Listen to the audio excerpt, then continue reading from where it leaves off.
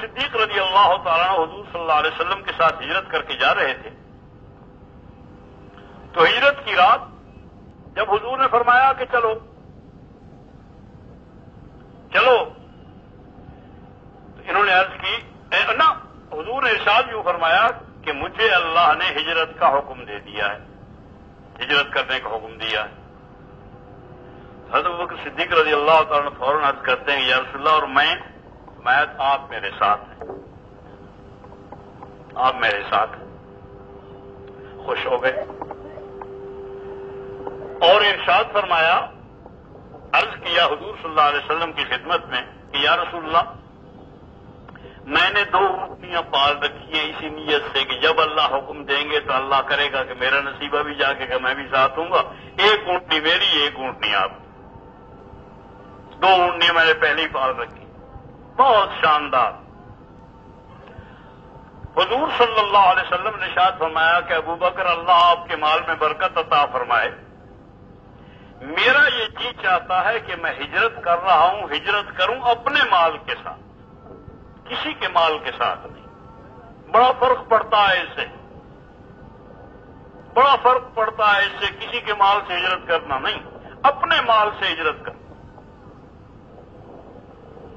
تو میرا جی چاہتا ہے کہ میں اپنے مال سے ہجرت کروں۔ اس پر ابو بکر صدیق رضی اللہ تعالیٰ عنہ نے فوراً عرض کیا کہ یا رسول اللہ، بہت اچھا، آپ اپنے مال سے ہجرت کریں، وہ اونٹنی جو ہے بجائے میرا ہدیہ قبول کرنے کے آپ قرضہ لے لیں مجھ سے، آپ کی اپنی ہو جائے گی۔ حضور نے فرمایا بہت اچھی صورت ہے، قرضہ ہو گیا، میں انشاءاللہ ادا کر دوں، اپنے مال سے ہجرت ہو گئی۔ قرضہ لے لیا، دونوں اونٹنیاں بن گئی۔ اب جس وقت نکلنے لگے تو حضرت، جس بات پہ مجھے قصہ یاد آیا تھا، یہ حضرت ابو بکر صدیق رضی اللہ تعالیٰ عنہ گھر گئے اور اپنے گھر میں جتنا مال رکھا ہوا تھا سارا کا سارا ساتھ لے لیا۔ مال جتنا رکھا ہوا تھا یہ سارے کا سارا ساتھ لے لیا اور لے کر چلے گئے۔ یہ بات ابو بکر نے اعلان نہیں کیا کہ میں سارا مال لے کے جا رہا ہوں، اس لیے کہ وہ تو جو کرتے ہیں اللہ کے لیے کرتے ہیں، قرآن کی گواہیاں ہیں ان کے حق میں، اللہ کے لیے کرتے ہیں، اور جب آدمی اللہ کے لیے کیا کرتا ہے تو اس کو ظاہر نہیں کیا کرتا کسی مخلوق پر، اور نہ چاہتا ہے کہ یہ مخلوق پہ ظاہر ہو۔ وہ تو یوں ہوا کہ دوسرے دن صبح کو، یہ تو رات کو نکل گئے، دوسرے دن صبح کو حضرت ابو بکر صدیق کے والد ابو قحافہ رضی اللہ تعالیٰ عنہ یہ تشریف لائے، بوڑھے تھے اور نابینا ہو گئے حضرت صدیق اکبر کے والد۔ یہ جب گھر میں داخل ہوئے، باہر سے آ کے دستک دی، گھر میں داخل ہوئے تو داخل ہوتے ہی حضرت اسماء کہتی ہیں، حضرت صدیق اکبر رضی اللہ تعالیٰ عنہ کی صاحبزادی، وہ یہ کہتی ہیں کہ میں آگے بڑی دادا جان سے سلام کرنے کے لیے، تو دادا جان نے میرے سر پہ ہاتھ رکھا، پیار کیا، اور ساتھ یہ فرمایا کہ اسماء، ایسا معلوم ہوتا ہے کہ صدیق تمہیں جان اور مال دونوں سے فتنے میں ڈال گیا، خود بھی گیا اور مال بھی لے گیا۔ حضرت اسماء کہتی ہیں، یہ ماں تھوڑی سی عمر کی بچی ہیں، بالغ بھی نہیں ہے، نابالغ بچی، نابالغہ بچی کا یہ شعور ہے کہ کہتی ہیں کہ میں نے عشاء بدائل نقل کیا ہے واقعہ کہ میں نے دادا جان کا ہاتھ پکڑ لیا اور یوں کیسے جیسے کوئی چیز یا راستے سے ہٹانے کے لیے ہوتا ہے حصہ، میں ذرا دادا جان کے آگے آگے چلی ہاتھ پکڑ کے، اور اپنے سر میرے ایک جگہ پر بہت خوبصورت قسم کے پتھر چن کے رکھے ہوئے تھے، میں نے ڈھیری لگائی ہوئی تھی، پتلے پتلے گول گول خوبصورت پتھر جو ہیں کھیلنے کے لیے بچیوں کا، وہ پتھر میں نے ایک جگہ پر اکٹھے کر رکھے تھے، ڈھیری لگی ہوئی تھی۔ اس ڈھیری پر میں نے جان کو ساتھ لیے ڈھیری کی جب قریب گئی تو میں نے اپنا دوپٹہ اس پر پھینک دیا ڈھیری پر. اور دادا جان چونکہ نابینا تھے تو اپنے دوپٹے کے اوپر ہاتھ رکھوا کے میں نے کہا سب کچھ رکھا ہوا ہے, سب کچھ رکھا ہوا ہے. میرے دل میں تو یہی تھا کہ پتھر رکھے ہوئے ہیں اور پیسہ بھی پتھر ہی ہے, اس میں کیا رکھا ہے.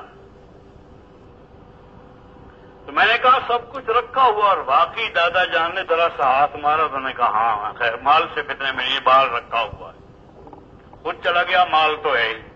دادا جان کو اطمینان ہو گیا. ابھی مسلمان ہوئے نہیں تھے, مسلمان بعد میں ہوئے. عرض کر رہا تھا کہ یہاں سے آ کے ظاہر ہوئی بات کہ ابوبکر سارا مال لے کے گئے تھے اور اس طرح سے لے کے چلے گئے تھے کہ گھر خالی تھا.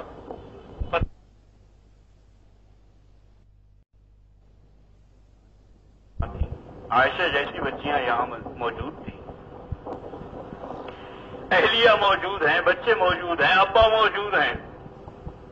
ان سب کو جب چھوڑ کے جا رہے تھے, اگر کسی نے اس وقت ابوبکر صدیق رضی اللہ تعالیٰ عنہ سے پوچھا ہوتا مسلمانوں میں سے کہ جناب آپ جا رہے ہیں اور سارا مال بھی لے جا رہے ہیں, ان بچوں کا کیا ہوگا, حقوق اللباس, ان بچوں کا کیا ہوگا, بیوی کا کیا ہوگا, ان کا حق ہے, ان کا کیا ہوگا.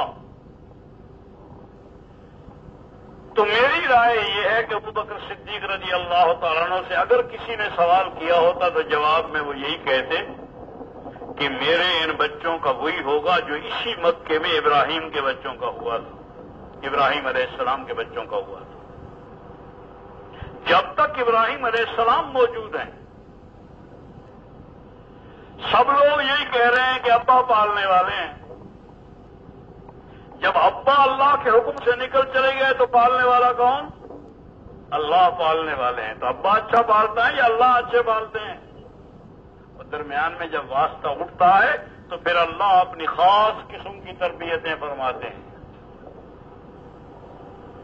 وہ خاص تربیتوں میں اسی بنا پر حضرت ہاجرہ رضی اللہ تعالی عنہ حضرت ابراہیم علیہ السلام کی اہلیہ ہماری اماں جان, جب ابراہیم علیہ السلام اٹھ کے چل دیے نا تو چونکہ جو کرتے رہتے تھے وہ واقف ہے. جب کوئی تبلیغ والا گھر سے نکلنے لگتا ہے تو ماں بیوی نہیں سمجھ جاتی کہ یہ کہاں جا رہے ہیں, کہنے کی ضرورت نہیں, خود وہ سمجھ جاتے ہیں کہ کہاں جا رہے ہیں. جا رہے ہیں 2.5 گھنٹے کے لیے جا رہے ہیں, یا 8 گھنٹے کے لیے جا رہے ہیں, یا گشت کے لیے جا رہے ہیں, یا چلے کے لیے جا رہے ہیں, یا 3 چلے کے لیے جا رہے ہیں, سال کے لیے جا رہے ہیں, یا 6 مہینے کے لیے جا رہے ہیں, ملک کے اندر جا رہے ہیں یا ملک سے باہر جا رہے ہیں. تو حضرت ابراہیم علیہ السلام کو چلتا ہوا دیکھ کے حضرت سمجھ گئی کہ یہ تو جا رہے ہیں. تو انہوں نے ذرا تیز قدم اٹھا کے کندھے پہ جا کے ہاتھ رکھا اور فرمایا کہ ابراہیم کہاں جا رہے ہیں. انہوں نے کہا دین کی دعوت کے لیے جا رہا. تو انہوں نے کہا کہ ہمیں یہاں چھوڑ کے جانے کا اللہ کا حکم ہے. انہوں نے کہا اللہ کا حکم یہ ہے کہ ان کو یہاں چھوڑ دو اور جاؤ. پہلے ساتھ ساتھ لیے پھر رہے تھے, حضرت ہاجرہ کو شام میں بھی ساتھ رہے, مصر سے ساتھ چل رہی تھی. یہاں آ کے چھوڑ کے جانے کا حکم ہے. اتنا سن کے کہ اللہ کا حکم ہے یہاں چھوڑ کے جانے کا. حضرت ہاجرہ اسلام والی ہیں, ایمان والی ہیں. اس بنا پر وہ اندر کا ایمان تو ہر جگہ پر ظاہر ہوتا ہے, ہر قدم پر ظاہر ہوتا ہے, ہر حرکت پر ظاہر ہوتا ہے. وہ چھوڑ کے جا رہے ہیں اطمینان کے ساتھ. اور جب ان کو معلوم ہوا کہ اللہ کا حکم ہے ہمیں یہاں چھوڑ کے جانے کا تو بالکل اعلان کیا باقاعدہ ہاجرہ نے کہ اذن لا یدعی, آپ جائیں فی امان اللہ, اذن لا یدعینا, اللہ ہمیں ظاہر نہیں فرمائیں گے.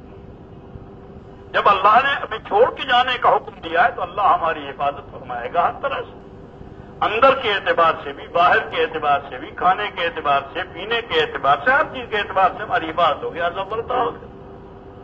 اور پھر اللہ جل جلالہ نے ایسی غیب سے تربیت فرمائی کہ جو تربیت کا انداز اس طرح ان کا ہوا جیسے ان کو پالا گیا, ایسا تو کوئی پلا نہیں ہے. عرض کر رہا تھا کہ جس وقت میں سب سے پہلے یہ ایمان اندر داخل ہو گیا مکے والوں کے، اور پھر اللہ نے حکم دیا کہ نکلو، ہجرت حبشہ والے نکل کے حبشہ چلے گئے،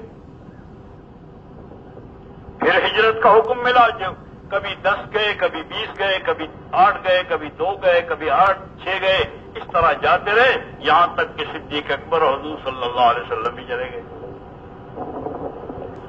اپنا سب کچھ چھوڑا، اور سب کچھ چھوڑنے میں نفع ہی نفع کا یقین ہے، اور نفع ہی نفع حاصل ہوا، ہر چیز میں نفع ہے، ہر چیز کا فائدہ متعین ہے، اس لیے کہ نبی کے یقین پر ہے، نبی کے اعمال پر ہے۔ ہمارا کام صرف اتنا ہے، ہر چیز میں نفع ہوگا، یہاں تک کہ نقصان میں بھی نفع ہوگا، بیماری میں بھی نفع ہوگا، اور یہاں تک کہ جان دینے میں بھی نفع ہوگا۔ جان دینے میں نفع یقیناً، وہ صحابی جو گئے حضور کا پیغام پہنچانے کے لیے، اور اس کو غصہ آیا، اس نے نیزہ مارا، سیدھا سینے دل میں لگا، اور صحابی چت گرا، اور گرتے ہوئے کہا کہ فزت ورب الکعبہ، رب کعبہ کی قسم، رہو علی الدین کلہ ولو کرہ المشرکون۔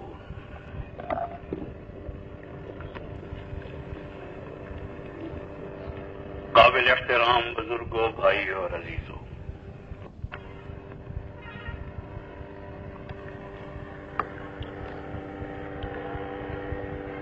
اللہ جل جلالہ نے تقریباً 1,24,000 کے قریب پیغمبر اس دنیا میں اپنے اپنے وقت پر بھیجے۔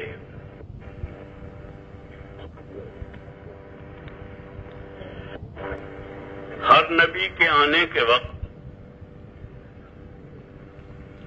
ایک زندگی رائج تھی،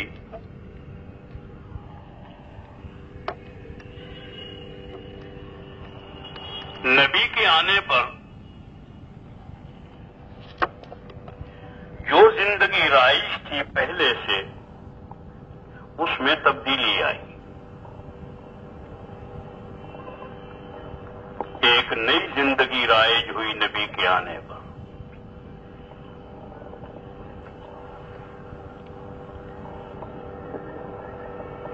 کبھی تو نبی آیا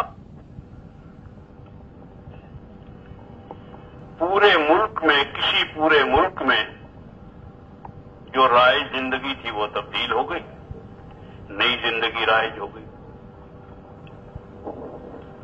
کبھی نبی آیا اور ایک پوری حکومت میں ایک زندگی رائج تھی، وہ تبدیل ہوئی اور نئی زندگی رائج ہو گئی۔ کبھی ایسا ہوا کہ نبی آیا، ایک طبقے میں ایک زندگی رائج تھی، نوح علیہ السلام کے وقت پورے ملک میں ایک تبدیلی آئی اور نئی زندگی رائج ہوئی جو نوح علیہ السلام لے کر آئے تھے۔ موسیٰ علیہ السلام کے وقت میں ایک حکومت پہلے موجود تھی، اس نے ایک زندگی رائج کر رکھی تھی۔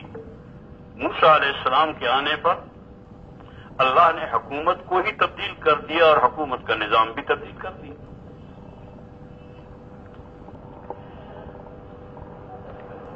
شعیب علیہ السلام کے وقت میں ایک تاجر قوم تھی، ایک طبقہ تھا تاجروں کا، ان کے اندر ایک زندگی رائج تھی۔ نبی نے آ کے محنت کی اور اللہ جل جلالہ نے فضل فرمایا کہ وہ زندگی جو رائج تھی انتہائی غلط تھی، اسے اللہ نے ختم فرما دیا، نئی زندگی رائج ہو۔ قوم عاد و سمود کے وقت میں بھی ایک طبقہ ہے صنعت کاروں کا، ان میں ایک غلط زندگی رائج ہو گئی تھی، غلط یقین تھے، غلط خیالات تھے، غلط اعمال تھے۔ نبی آیا، ان کی برکت سے اللہ جل جلالہ نے تبدیلیاں پیدا فرمائیں، کچھ لوگ ہلاک ہوئے، کچھ برباد ہوئے، کچھ راہ پہ آ، اور وہ نئی زندگی جو نبی لے کے آیا تھا وہ رائج ہو گئی۔ موسیٰ علیہ السلام کے وقت میں ایک زندگی رائج تھی. عیسیٰ علیہ السلام آئے, انہوں نے محنت کی اور اللہ جل جلالہ نے کرم فرمایا کہ ایک قوم کے اندر, پوری قوم کے اندر تبدیلی آئی. جو موسیٰ علیہ السلام زندگی کا طریقہ لے کے آئے تھے وہ رائج ہو گیا اور پہلا ختم ہو گیا. یہاں تک کہ سید الکونین محمد مصطفیٰ احمد مجتبیٰ صلی اللہ علیہ وسلم تشریف لائے اور انہوں نے آ کر یہ کہا, حضور صلی اللہ علیہ وسلم کی آمد پر کسی ایک ملک میں, کسی ایک حکومت میں, کسی ایک طبقے میں, کسی ایک اکثریت میں, کسی ایک قوم میں تبدیلی نہیں آئی بلکہ پورے عالم میں تبدیلی آئی. یقین بدلے, اعمال بدلے, معاشرت بدلی, تعلیم بدلی, زندگی کا سارا نظام تبدیل ہو گیا. اور جو زندگیاں پہلے سے رائج تھیں وہ ساری ختم ہو گئی. ان میں سراسر باطل زندگیاں بھی تھیں, وہ بھی ختم ہو گئی. پہلے انبیاء کے آنے پر باطل زندگیاں صرف ختم ہوتی تھیں. سید الکونین محمد مصطفیٰ احمد مجتبیٰ صلی اللہ علیہ وسلم کی آمد کے بعد جو بھی زندگی تھی وہ ساری کی ساری ختم ہو گئی. طبقات میں بھی تبدیلیاں آئیں, ملکوں میں بھی تبدیلیاں آئیں, قوموں میں بھی تبدیلیاں آئیں, کالوں میں بھی تبدیلیاں آئیں, گوروں میں بھی تبدیلیاں آئیں, عورتوں میں بھی, مردوں میں بھی, جوانوں میں بھی, بوڑھوں میں بھی, پڑھے لکھوں میں بھی, حاکموں میں بھی, محکوموں میں بھی. سارا نظام تبدیل ہو گیا اور سید الکونین محمد مصطفیٰ احمد مجتبیٰ صلی اللہ علیہ وسلم نے آتے ہی مکہ معظمہ میں یہ اعلان کیا تھا کہ قولوا لا الہ الا اللہ تفلحوا. لا الہ الا اللہ کہو, اور لا الہ الا اللہ سے مراد صرف قول لا الہ الا اللہ نہیں تھا بلکہ پوری زندگی جو میں لے کے آیا اس پوری زندگی کو قبول کر لو, تم کامیاب ہو جاؤ گے. یعنی جو زندگی تم لے کر چلو گے وہ عالم میں پھیل جائے گی. اللہ اس زندگی کو بھی محبوبیت عطا فرمائیں گے اور زندگی لے کے چلنے والوں کو بھی محبوبیت اور عزت اور غلبہ نصیب فرمائیں گے.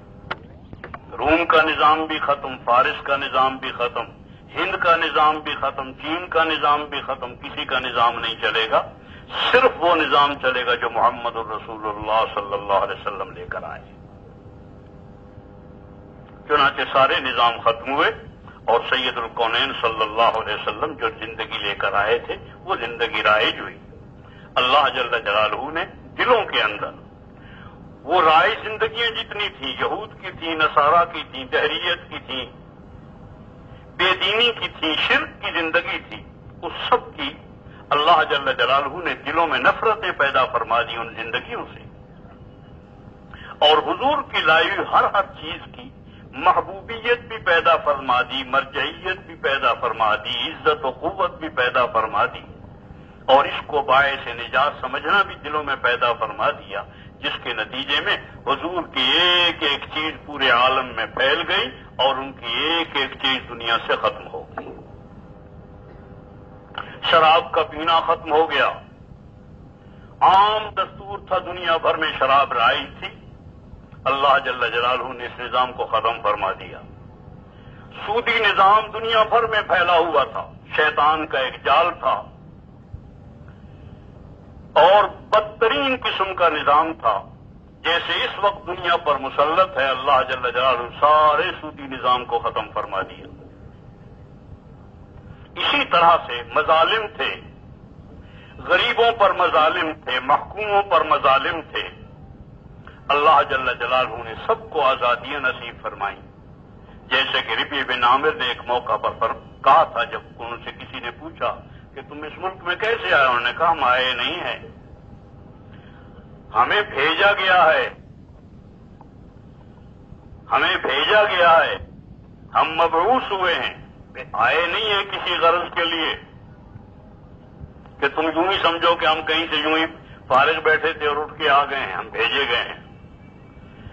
اور کس نے بھیجا ہے؟ اللہ نے بھیجا ہے. اللہ ابتعثنا لنخرج العباد من عبادت العباد الى عبادت اللہ.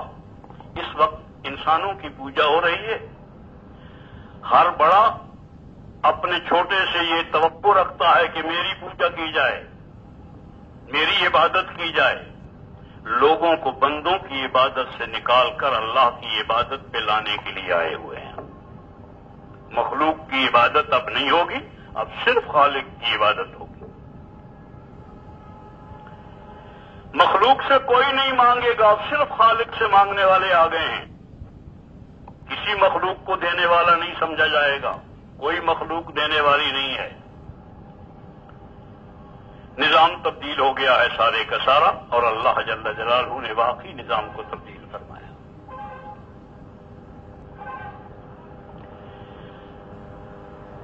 نبی کی محنت سے تبدیلی آیا کرتی ہے، آئی اور پورے عالم میں آئی.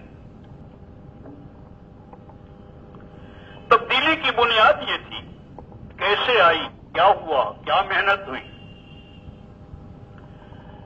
بنیاد یہ بتائی گئی کہ دیکھو یہ جو کچھ بنا ہوا ہے،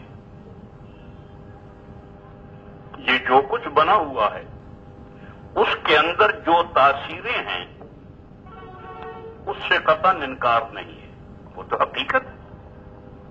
آگ کے اندر جلانے کی تاثیر، پانی کے اندر ڈبونے کی تاثیر، چھری کے اندر ذبح کرنے کی تاثیر، کھانے سے پیٹ بھرنے کی تاثیر، پانی سے پیاس بجھنے کی تاثیر، دوا کے اندر شفا کی تاثیر، یہ اللہ نے ہی رکھی ہے، اس سے کوئی انکار نہیں ہے. لیکن جس چیز کے اندر جو کچھ رکھا ہے اس کا رکھنے والا جو ہے، اس کا رکھنے والا، یہ تاثیریں اس کے ہاتھ میں ہیں، اس چیز کے ہاتھ میں نہیں. آگ کے ہاتھ میں نہیں ہے جلانا، پانی کے ہاتھ میں ڈبونا نہیں ہے، پانی کے ہاتھ میں پیاس بجھانا نہیں ہے. نہ پانی کے ہاتھ میں ہے، نہ چھری کے ہاتھ میں ذبح کرنا ہے، اور نہ جس کے ہاتھ میں جس انسان کے ہاتھ میں چھری ہے، نہ اس کے ہاتھ میں ہے ذبح کرنا. ذبح کرنا جو ہے وہ اللہ کے ہاتھ میں. اس یقین کو دلوں میں پیدا کرنا ہے. بھئی یہاں سے نظام بدلے گا. اگر یہ یقین پیدا نہیں ہوتا ہے تو نظام نہیں بدلے گا. جن لوگوں کا یقین یہ بن گیا کہ یہ چیزیں قدرت نہیں ہیں جو بنا ہوا ہے، بلکہ قدرت سے بنی ہوئی چیزیں ہیں. قدرت اللہ کی صفت ہے جو لامحدود بھی ہے، غیر متبدل بھی ہے اور ہمیشہ رہنے والی ہے. اللہ کے ہاتھ میں ہے، اللہ کی صفت جو ہے قدرت اس کے ہاتھ میں ہے، اس مخلوق کے ہاتھ میں نہیں ہے. آدمی کی عادت یہ ہے، فطرت اس کی یہ ہے کہ یہ کہتا ہے کہ یہ چیز اور میں دو مل جائیں گے تو جو کچھ اس کے اندر ہے وہ ہوگا. مثلا آگ ہے، آگ کے اندر جلانا ہے، میں اور آگ دونوں مل جائیں گے تو جس کو جلانا چاہیں گے جلا دیں گے، جو نمرود کا خیال تھا. نمرود کا خیال یہی تھا کہ میں اور آگ جب دونوں مل جائیں گے تو ابراہیم علیہ السلام جل جائیں گے. لیکن واقعہ ہے کہ نہیں ہوا وہ.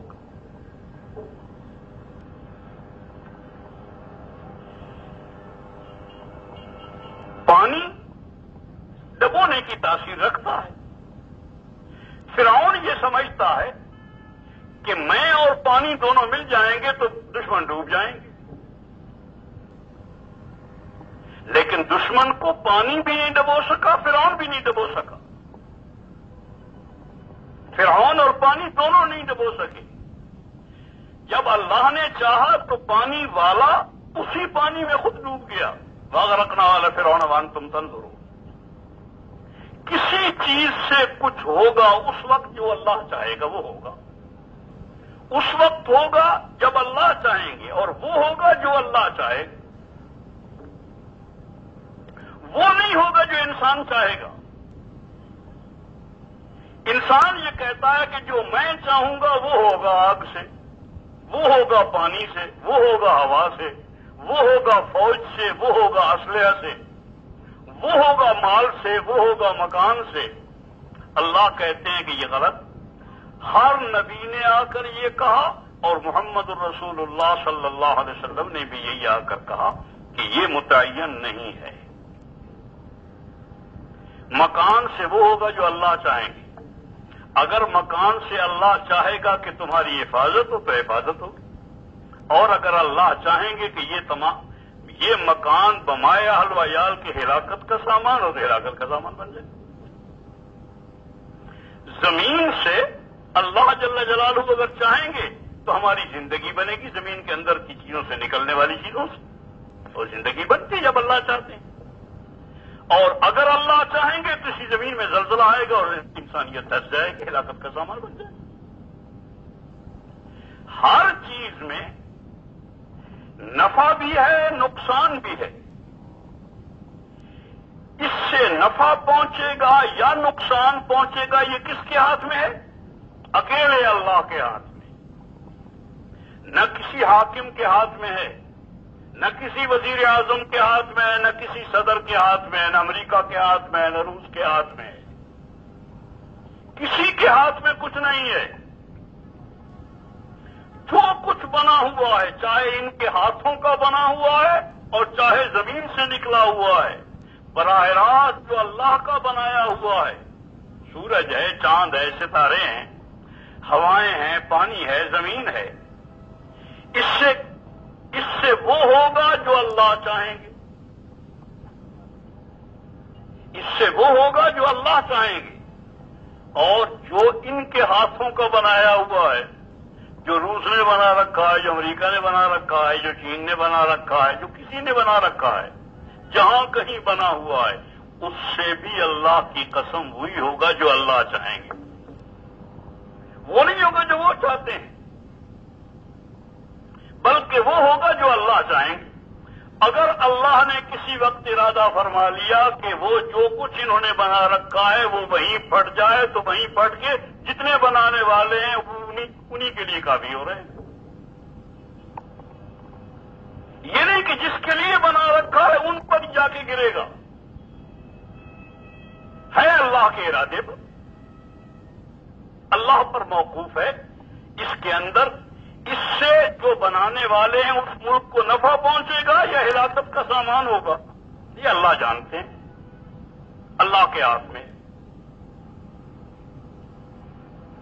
اب یہ کہ یہ تو طے شدہ بات ہے کہ زمین سے نفع بھی ہو سکتا ہے، نقصان بھی ہو سکتا ہے، پانی سے نفع بھی ہو سکتا ہے، نقصان بھی ہو سکتا ہے۔ مال آیا گھر میں، مال آیا، بہت سارا آ گیا،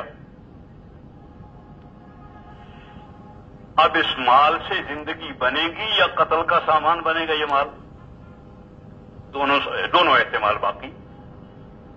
ہو سکتا ہے کہ اس مال سے شاندار زندگی بن جائے، اور ہو سکتا ہے کہ ڈاکوؤں کو خبر مل جائے کہ اس گھر میں مال آیا، آپ کے ساروں کو قتل کر جائیں، یہ مال قتل کا سامان ہو جائے، بیوی بچوں سمیت سارے قتل ہو گئے، مال قتل کا سامان بنا۔ ایک صورت متعین ہو جائے کہ جو کچھ اس کائنات میں ہے اس سے فائدہ ہی پہنچے، نقصان کی صورت نہ ہو، نقصان کی صورت نہ ہو بلکہ نفع کی ہو، زمین سے بھی نفع پہنچے، مال سے بھی نفع پہنچے، کھانے سے بھی نفع پہنچے، دوا سے بھی نفع پہنچے، حکومت سے بھی نفع پہنچے، اسلحے سے بھی نفع ہی نفع پہنچے، آگ سے بھی نفع پہنچے، پانی سے بھی نفع پہنچے، سورج سے بھی، چاند سے بھی، ستاروں سے بھی، آدمیوں سے بھی، اور اپنوں سے نہیں دشمنوں سے بھی نفع پہنچے، درندوں سے بھی نفع پہنچے، شیر راستے دکھلاتے پھریں، سانپوں سے بھی نفع پہنچے، دشمنوں سے بھی نفع پہنچے، درندوں سے بھی نفع پہنچے، آگ سے بھی عزتیں ملیں، اس کی صورت ہے محمد الرسول اللہ۔ ایک تو لا الہ الا اللہ، پہلی بنیاد کہ مخلوق سے نہ ہونے کا یقین پیدا ہو، کہ مخلوق سے نہیں ہوتا، کس سے ہوتا ہے؟ ہر چیز سے نفع یا نقصان کیسے پہنچے گا؟ صرف اللہ کے ہاتھ میں، کسی دوسرے کے ہاتھ میں نہیں، نہ اماں کے ہاتھ میں، نہ ابا کے ہاتھ میں، نہ حاکم کے ہاتھ میں، نہ حاکم کے ہاتھ میں، نہ عدالت کے ہاتھ میں، نہ کسی کے ہاتھ میں نہیں ہے۔ اور یہ یقین جب بن جاتا ہے کہ ہر چیز کا نفع نقصان کس کے ہاتھ میں؟ اکیلے اللہ کے ہاتھ میں، اب ہر چیز سے نفع ہی نفع متعین ہو جائے ہمارے لیے، اس کی صورت صرف ایک ہے، محمد الرسول اللہ۔ اگر آدمی کے اندر یقین بھی لا الہ الا اللہ والا آ جائے اور اعمال بھی اس کے محمد الرسول اللہ والے ہو جائیں، جو وجود حضور صلی اللہ علیہ وسلم کے وجود اطہر سے نکلنے والے اعمال ہیں، وہ اعمال آدمی کے وجود سے نکلنے شروع ہو جائیں، آدمی کی فکر وہی بن جائے جو حضور کی فکر تھی، آدمی کے دماغ کی سوچ وہی بن جائے جو حضور کی سوچ تھی، آدمی کا آنکھوں کا دیکھنا وہی بن جائے جو حضور کا دیکھنا تھا، جو حضور دیکھتے تھے وہ دیکھے، اور جسے حضور نے دیکھنا ناپسند کیا ہے اسے مت دیکھے، سمجھ گئے؟ زبان سے وہ بولے جو حضور کی زبان سے نکلتا تھا، جو حضور کی زبان سے نہیں نکلا وہ نہ نکلے، کبھی جھوٹ نہیں نکلا، کبھی غیبت نہیں نکلی، کبھی بہتان نہیں نکلا، کبھی کسی کی توہین نہیں نکلی، کبھی کسی کو گالی نہیں دی، اور ہاتھوں سے وہی نکلے جو حضور کے ہاتھوں سے نکلا، قدموں سے وہی نکلے جو حضور کے قدموں سے نکلا، جس کے لیے حضور چلے اس کے لیے چلے، جس کے لیے حضور نہیں چلے اس کے لیے قدموں سے مت چلے، غرض ہے کہ سر سے پیر تک اپنے آپ کو محمد الرسول اللہ صلی اللہ علیہ وسلم والے اعمال کے اندر لے آئے آدمی۔ اب یہ آدمی اس قابل ہے کہ اس کو اللہ کی مخلوق جتنی بھی ہے، اللہ نے جو کچھ بنایا ہے اس بنے ہوئے سے اس کو نفع ہی نفع پہنچے، ہر حال میں نفع پہنچے، اگر اس کے اعمال درست ہیں، عبادت کے اعتبار سے بھی اعمال درست ہیں، اور یقین کے اعتبار سے دل کا یقین درست ہے، عبادت کے اعتبار سے بھی اعمال درست ہیں، اخلاق کے اعتبار سے بھی اعمال درست ہیں، معاملات کے اعتبار سے بھی اعمال درست ہیں، معاشرت کے اعتبار سے بھی اعمال درست ہیں، کسی ایک آدھ عمل کے میل کھانے سے کام نہیں بنے گا،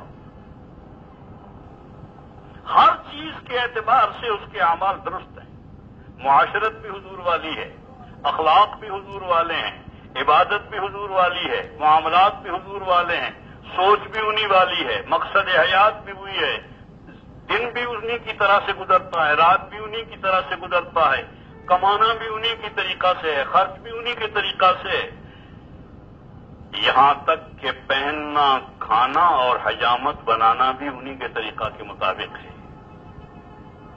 تو اس آدمی کے ایسے آدمیوں کے لیے اللہ کا وعدہ ہے کہ میری بنی ہوئی جتنی چیزیں ہیں ان سے ان انسانوں کو ہمیشہ نفع ہی نفع پہنچے،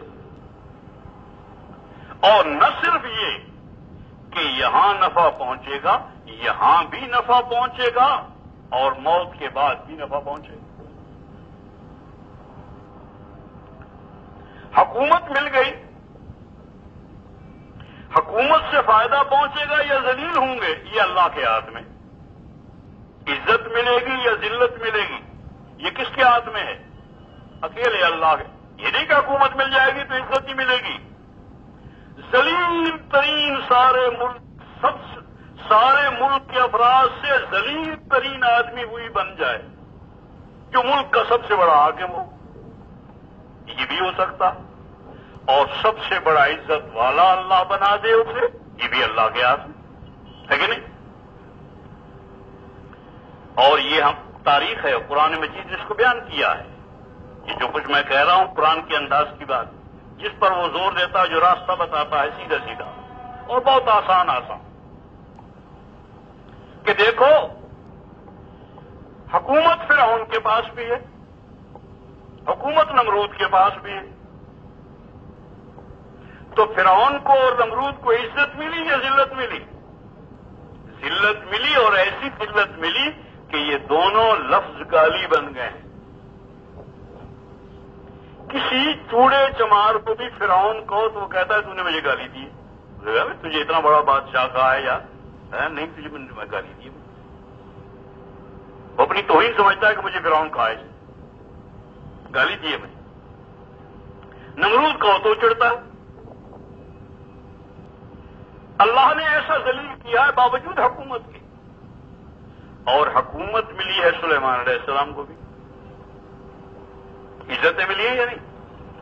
اسی حکومت میں سے عزت بھی نکلتی ہے، اسی حکومت میں سے ذلت بھی، جو اللہ نکالے وہی نکلتی ہے۔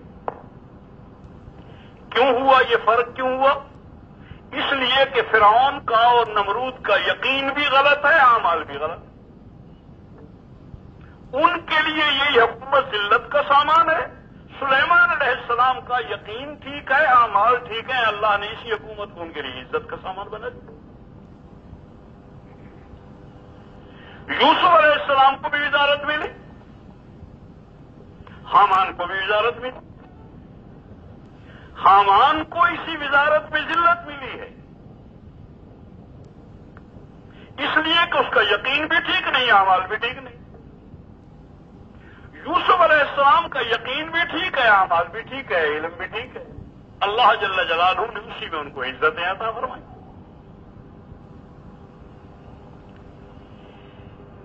کائنات کی جتنی چیزیں ہیں، اگر ان سے فائدہ ہی فائدہ حاصل کرنا چاہتے ہو،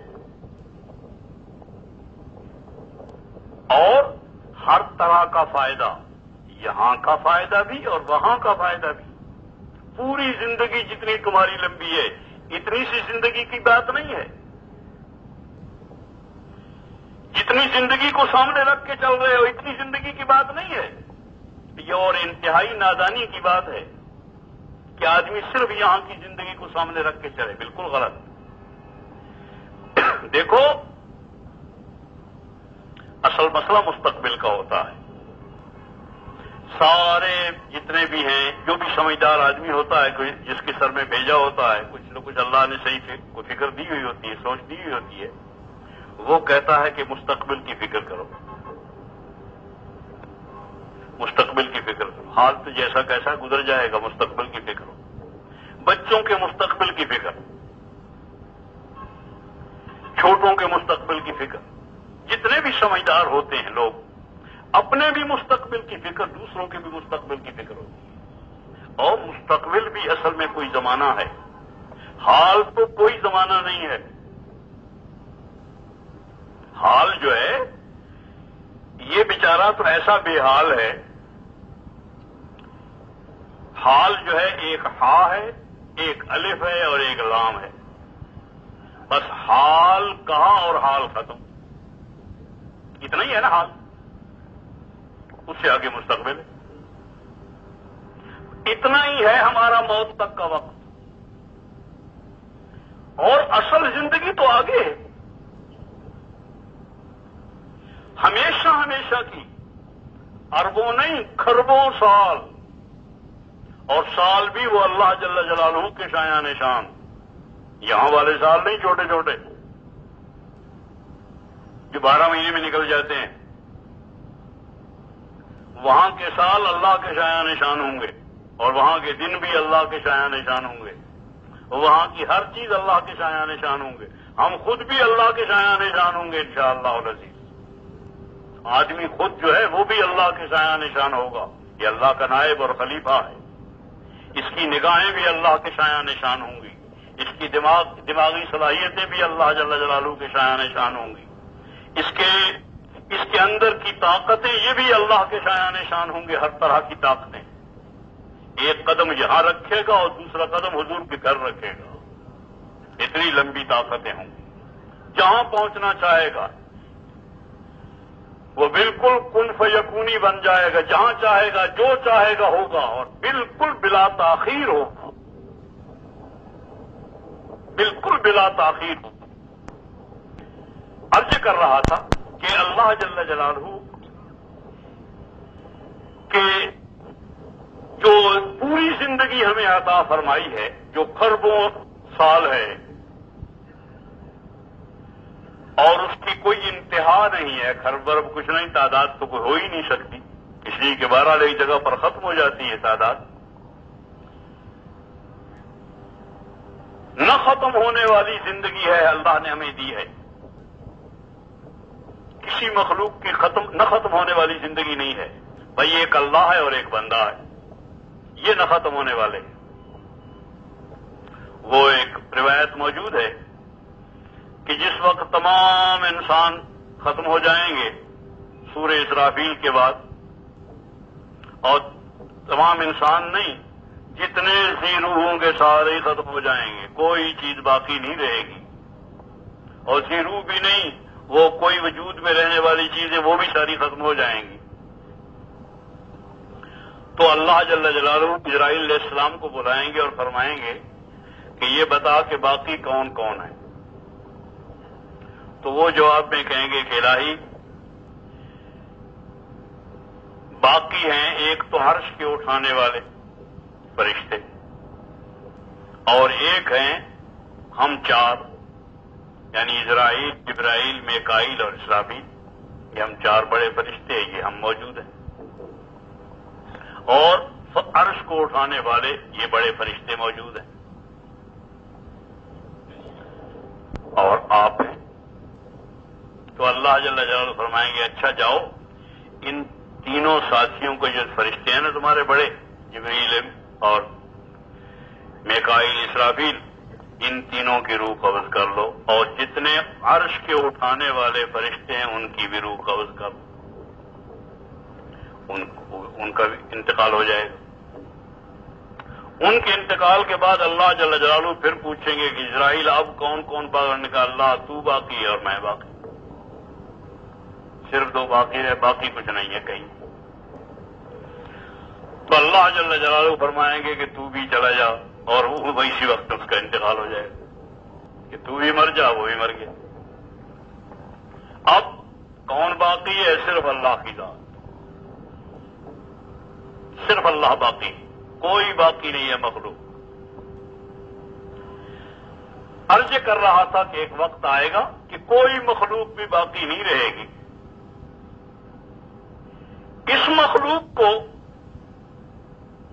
مخلوق میں سے یہ جانور جو ہیں ان کے متعلق آتا ہے کہ ان کو اللہ جل جلالہ دوبارہ پیدا فرمائیں گے، انسانوں کو بھی دوبارہ پیدا فرمائیں گے اور حیوانوں کو بھی پیدا فرمائیں گے۔ یہ آسمان، زمین، سورج، ستارے، فرشتے، پہاڑ، پانی سارا ختم ہو، کوئی چیز باقی رہنے کے لیے اللہ نے پیدا نہیں کی ہے، یہ سب ختم ہو جائیں گے۔ اب نئے سرے سے جو پیدا ہوں گے، انسان پیدا ہوں گے اور حیوان پیدا ہوں گے۔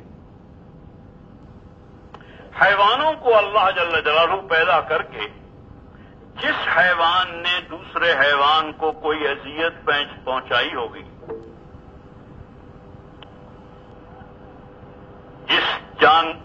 جس طاقتور جانور نے ضعیف کو کوئی نقصان پہنچایا ہوگا، تکلیف پہنچائی ہوگی، اس کا بدلہ دیا جائے گا، عدل کیا جائے گا، اور بدلہ دلوا کے جب ان کا عدلہ بدلہ سب کا ہو جائے گا جانوروں کا، تو اللہ جل جلالہ حکم دیں گے کہ مٹی ہو جاؤ، سارے کے سارے مٹی ہو جائیں، یہ بھی ختم ہو جائیں۔ اب انسان باقی ہے، یہ باقی رہنے کے لیے اللہ نے بنایا ہے، یہ ختم کرنے کے لیے نہیں ہے۔ اس کا حساب کتاب ہوگا، اس کو بھی اسی طرح جیسے جس نے کسی کو نقصان پہنچایا ہوگا، اللہ کے حق ضائع کیے ہوں گے، بندوں کے حق ضائع کیے ہوں گے، اس کا حساب کتاب ہوگا۔ اسی حساب کتاب کے مطابق اللہ جل جلالہ کا عدل ہوگا اور عفو ہوگا، دونوں کام چلیں گے۔ ایک حلقہ جنت میں جائے گا سیدھا براہ راست، ایک حلقہ اپنے اعمال کی سزا بھگتنے کے لیے جہنم میں جائے گا، ایک حلقہ براہ راست جہنم میں جائے گا، ایک حلقہ وہ ہوگا جو پرسرات سے گرے گا۔ لیکن ہے انسان باقی رہنے کے لیے، یہ ختم ہونے کے لیے نہیں ہے۔ ادھر جنت میں رہے گا زندہ یا جہنم میں رہے گا زندہ، لیکن ہے زندہ رہنے کے لیے، یہ بڑی جاندار چیز ہے، یہی اصل چیز ہے۔ انسان اسی کے لیے کل عالم پیدا کیا ہے، اور اگلی دنیا ساری بھی اسی کے لیے ہے، جنت بھی اسی کے لیے ہے، وہاں کی راحتیں بھی اسی کے لیے ہیں، وہاں کے املاک بھی اسی کے لیے، وہاں کی عزتیں بھی اسی کے لیے ہیں۔ عرض یہ کر رہا تھا کہ اس مستقبل کو سامنے رکھ کے چلنا ہے۔ اگر آدمی اپنا یقین درست کر لے اور اپنے اعمال درست کر لے تو یہاں کی چیزوں سے بھی نفع حاصل کرے گا اس حال میں، تھوڑا سا وقت جو ہے، اور یہاں کی چیزیں اصل نہیں ہیں، بلکہ جو میں عرض کر رہا تھا کہ جو کچھ بنا ہوا ہے اس بنے ہوئے سے نفع ہی نفع آدمی حاصل کرے، وہ یہاں کی چیزیں بھی ہیں اور جنت بھی ہے اور جنت الفردوس بھی ہے۔ وہاں کی چیزوں سے بھی نفع ہوئی حاصل کریں گے جن کا یقین صحیح ہوگا، اعمال صحیح ہوگا۔ بالکل سیدھا سیدھا مختصر سا راستہ ہے۔ اب اس کو سب سے پہلا کام کرنے کا یہ ہے، کائنات میں آرام کی، عزت کی، راحت کی، غلبہ کی، قوت کی، محبوبیت کی، مرجعیت کی زندگی گزارنے کے لیے صرف دو کام کرنے ہیں۔ ایک تو اپنا یقین درست کرنا، سب سے پہلے اپنا یقین درست کرنا، اور اس کے ساتھ ساتھ اپنے اعمال درست کرنا۔ صحابہ یہ کہتے ہیں کہ تعلمنا الایمان ثم تعلمنا القرآن، پہلے ہم نے ایمان سیکھا پھر ہم نے قرآن سیکھا، اس لیے کہ جب تک آدمی کا یقین درست نہیں ہوتا اتنے تک آدمی کے اعمال بالکل درست نہیں ہوتے، اعمال درست نہیں ہوتے، اعمال کرتا ہی نہیں، آدمی کو ذوق ہی پیدا نہیں ہوتا، شوق ہی پیدا نہیں ہوتا اعمال کا جب ایمان نہیں ہوتا۔ ہاں جب ایمان آ جاتا ہے تو تمام اعمال کا شوق بھی ہوتا ہے اور اعمال درست بھی ہوتے ہیں اور اعمال قبول بھی ہوتے ہیں۔ اعمال کے مطابق زندگی گزارنا آدمی کے لیے آسان ہو جاتا ہے، ہر خیر کی طرف آگے بڑھنا آسان ہوتا ہے، ہر شر سے پیچھے ہٹنا آسان ہوتا ہے، ہر نیکی کی طرف بڑھنا آسان، ہر بدی سے پیچھے ہٹنا آسان۔ جیسے آدمی کے اندر صحت ہوتی ہے، صحت ہو تو آدمی آگے بڑھنا چاہے آگے بڑھ سکتا ہے، پیچھے ہٹنے کی ضرورت ہو تو پیچھے ہٹ جاتا ہے۔ اسی طرح جب ایمان آتا ہے تو اندر ایک قوت پیدا ہوتی ہے جو نظر نہیں آتی کسی کو بھی، نہ خود ایمان والے کو نظر آتی ہے نہ کسی اور کو نظر آتی ہے، جیسے صحت نظر نہیں آتی لیکن اندر ہوتی ہے۔ جب وہ صحت ایمانی اندر آ جاتی ہے تو ہر خیر کی طرف آگے بڑھنا آسان ہوتا ہے اور ہر غلط سے پیچھے، ہر بدی سے پیچھے ہٹنا آسان ہوتا ہے۔ شراب چھوڑنی اسے چھوڑ دے، سود چھوڑنا اسے چھوڑ دے، جو چھوڑنے کی چیزیں ہوں گی وہ چھوڑنی آسان ہو جائے۔ اسی بنا پر سید الکونین صلی اللہ علیہ وسلم نے مکہ معظمہ میں سب سے پہلے ایمان سکھایا اور اس پر 13 سال لگائے۔ صرف ایمان اور اس کی دعوت، صرف ایمان اور اس کی دعوت اور اس کے متعلقہ اخلاق، इन्हीं को सीखा गया। जब ईमान आ गया कि जो कुछ होता है किससे होता है? सिर्फ अल्लाह से होता है। और अल्लाह जल्ल जलालुहु हर चीज में नफा रख दें, उसकी सूरत क्या है? मुहम्मदुर रसूलुल्लाह, वो भी ईमान। ये यकीन पैदा हो गया। अब जब अल्लाह के रसूल ने कहा कि निकलो घर से और अपनी सब चीजों को छोड़ो, घर भी छोड़ो, भी बच्चों को भी छोड़ो, ज़राअत को भी छोड़ो, तिजारत को भी छोड़ो, राहत को भी छोड़ो, आराम को भी छोड़ो और निकलो। कहां जाएंगे? मुझे मालूम नहीं कहां जाओगे। यहां से निकलो। हुक्म यह है कि यहां से निकलो, अपना सब कुछ छोड़ो। ये उम्मत ईमान वाली थी, सब कुछ छोड़ दिया।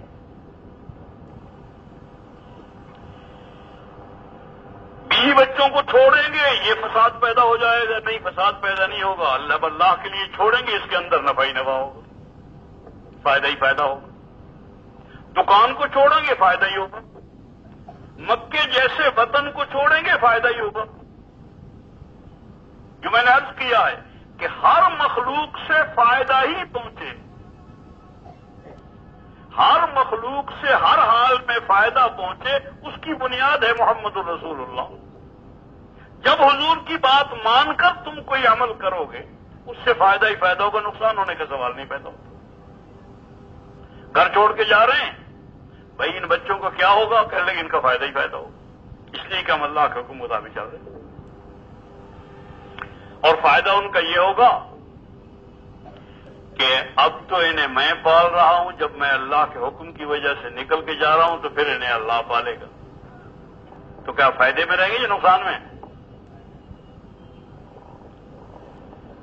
जब अबू बकर सिद्दीक रज़ी अल्लाह तआला अन्हु हुजूर सल्लल्लाहु अलैहि वसल्लम के साथ हिजरत करके जा रहे थे, तो हिजरत की रात जब हुजूर ने फरमाया कि चलो, तो इन्होंने अर्ज की ना, हुजूर ने इरशाद यूं फरमाया कि मुझे अल्लाह ने हिजरत का हुक्म दे दिया है, हिजरत करने का हुक्म दिया है। हज़रत अबू बकर सिद्दीक रज़ी अल्लाह तआला अन्हु फौरन अर्ज करते हैं, या रसूलल्लाह, और मैं आप मेरे साथ हैं, आप मेरे साथ हैं। खुश हो गए और इरशाद फरमाया, अर्ज किया हुजूर सल्लल्लाहु अलैहि वसल्लम की खिदमत में कि या रसूलल्लाह, मैंने 2 ऊँटनियां पाल रखी हैं इसी नीयत से कि जब अल्लाह हुक्म देंगे तो अल्लाह करेगा कि मेरा नसीबा भी जाके कि मैं भी साथ हूंगा। 1 ऊँटनी मेरी, 1 ऊँटनी आप। 2 ऊँटनियां मैंने पहले ही पाल रखी। बहुत शानदार। हुजूर सल्लल्लाहु अलैहि वसल्लम ने इरशाद फरमाया कि अबू बकर, अल्लाह आपके माल में बरकत अता फरमाए। मेरा ये जी चाहता है कि मैं हिजरत कर रहा हूं, हिजरत करूं अपने माल के साथ, किसी के माल के साथ नहीं। बड़ा फर्क पड़ता है इससे, बड़ा फर्क पड़ता है इससे। किसी के माल से हिजरत करना नहीं, अपने माल से हिजरत करना। तो मेरा जी चाहता है कि मैं अपने माल से हिजरत करूं। इस पर अबू बकर सिद्दीक रज़ी अल्लाह तआला अन्हु ने फौरन अर्ज किया कि या रसूलल्लाह, बहुत अच्छा, आप अपने माल से हिजरत करें। वो ऊँटनी जो है, बजाय मेरा हदिया कबूल करने के आप कर्जा ले लें मुझसे, आपकी अपनी हो जाएगी। हुजूर ने फरमाया, बहुत अच्छी सूरत, कर्जा हो गया, मैं इंशाअल्लाह अदा कर दूं, अपने माल से हिजरत हो गई। कर्जा ले लिया, दोनों ऊँटनियां बन गई। अब जिस वक्त निकलने लगे तो जिस बात पे मुझे किस्सा याद आया था, ये हुजूर हजरत अबू बकर सिद्दीक रज़ी अल्लाह तआला अन्हु घर गए और अपने घर में जितना माल रखा हुआ था सारा का सारा साथ ले लिया। माल जितना रखा हुआ था ये सारे का सारा साथ ले लिया और लेकर चले गए। ये बात अबू बकर ने ऐलान नहीं किया कि मैं सारा माल लेके जा रहा हूं, इसलिए कि वो तो जो करते हैं अल्लाह के लिए करते हैं। कुरान की गवाहियां हैं उनके हक में, अल्लाह के लिए करते हैं। और जब आदमी अल्लाह के लिए किया करता है तो उसको जाहिर नहीं किया करता किसी मखलूक पर। اور نہ چاہتا ہے کہ یہ مخلوق پہ ظاہر ہو۔ وہ تو یوں ہوا کہ دوسرے دن صبح کو، یہ تو رات کو نکل گئے، دوسرے دن صبح کو حضرت ابوبکر صدیق کے والد ابو قحافہ رضی اللہ تعالیٰ عنہ یہ تشریف لائے۔ بوڑھے تھے اور نابینا ہو گئے تھے صدیق اکبر کے والد۔ یہ جب گھر میں داخل ہوئے، باہر سے آ کے دستک دی، گھر میں داخل ہوئے تو داخل ہوتے ہی حضرت اسماء کہتی ہیں، حضرت صدیق اکبر رضی اللہ تعالیٰ عنہ کی صاحبزادی، وہ یہ کہتی ہیں کہ میں آگے بڑی دادا جان سے سلام کرنے کے لیے، تو دادا جان نے میرے سر پہ ہاتھ رکھا، پیار کیا اور ساتھ یہ فرمایا کہ اسماء، ایسا معلوم ہوتا ہے کہ صدیق تمہیں جان اور مال دونوں سے فتنے میں ڈال گیا، خود بھی گیا اور مال بھی لے گیا۔ حضرت اسماء کہتی ہیں، یہ ماں تھوڑی سی عمر کی بچی ہیں، بالغ بھی نہیں ہے، نابالغ بچی، نابالغہ بچی کا یہ شعور ہے کہ کہتی ہیں کہ میں نے، عائشہ بی بدایہ نے نقل کیا ہے واقعہ، کہ میں نے دادا جان کا ہاتھ پکڑ لیا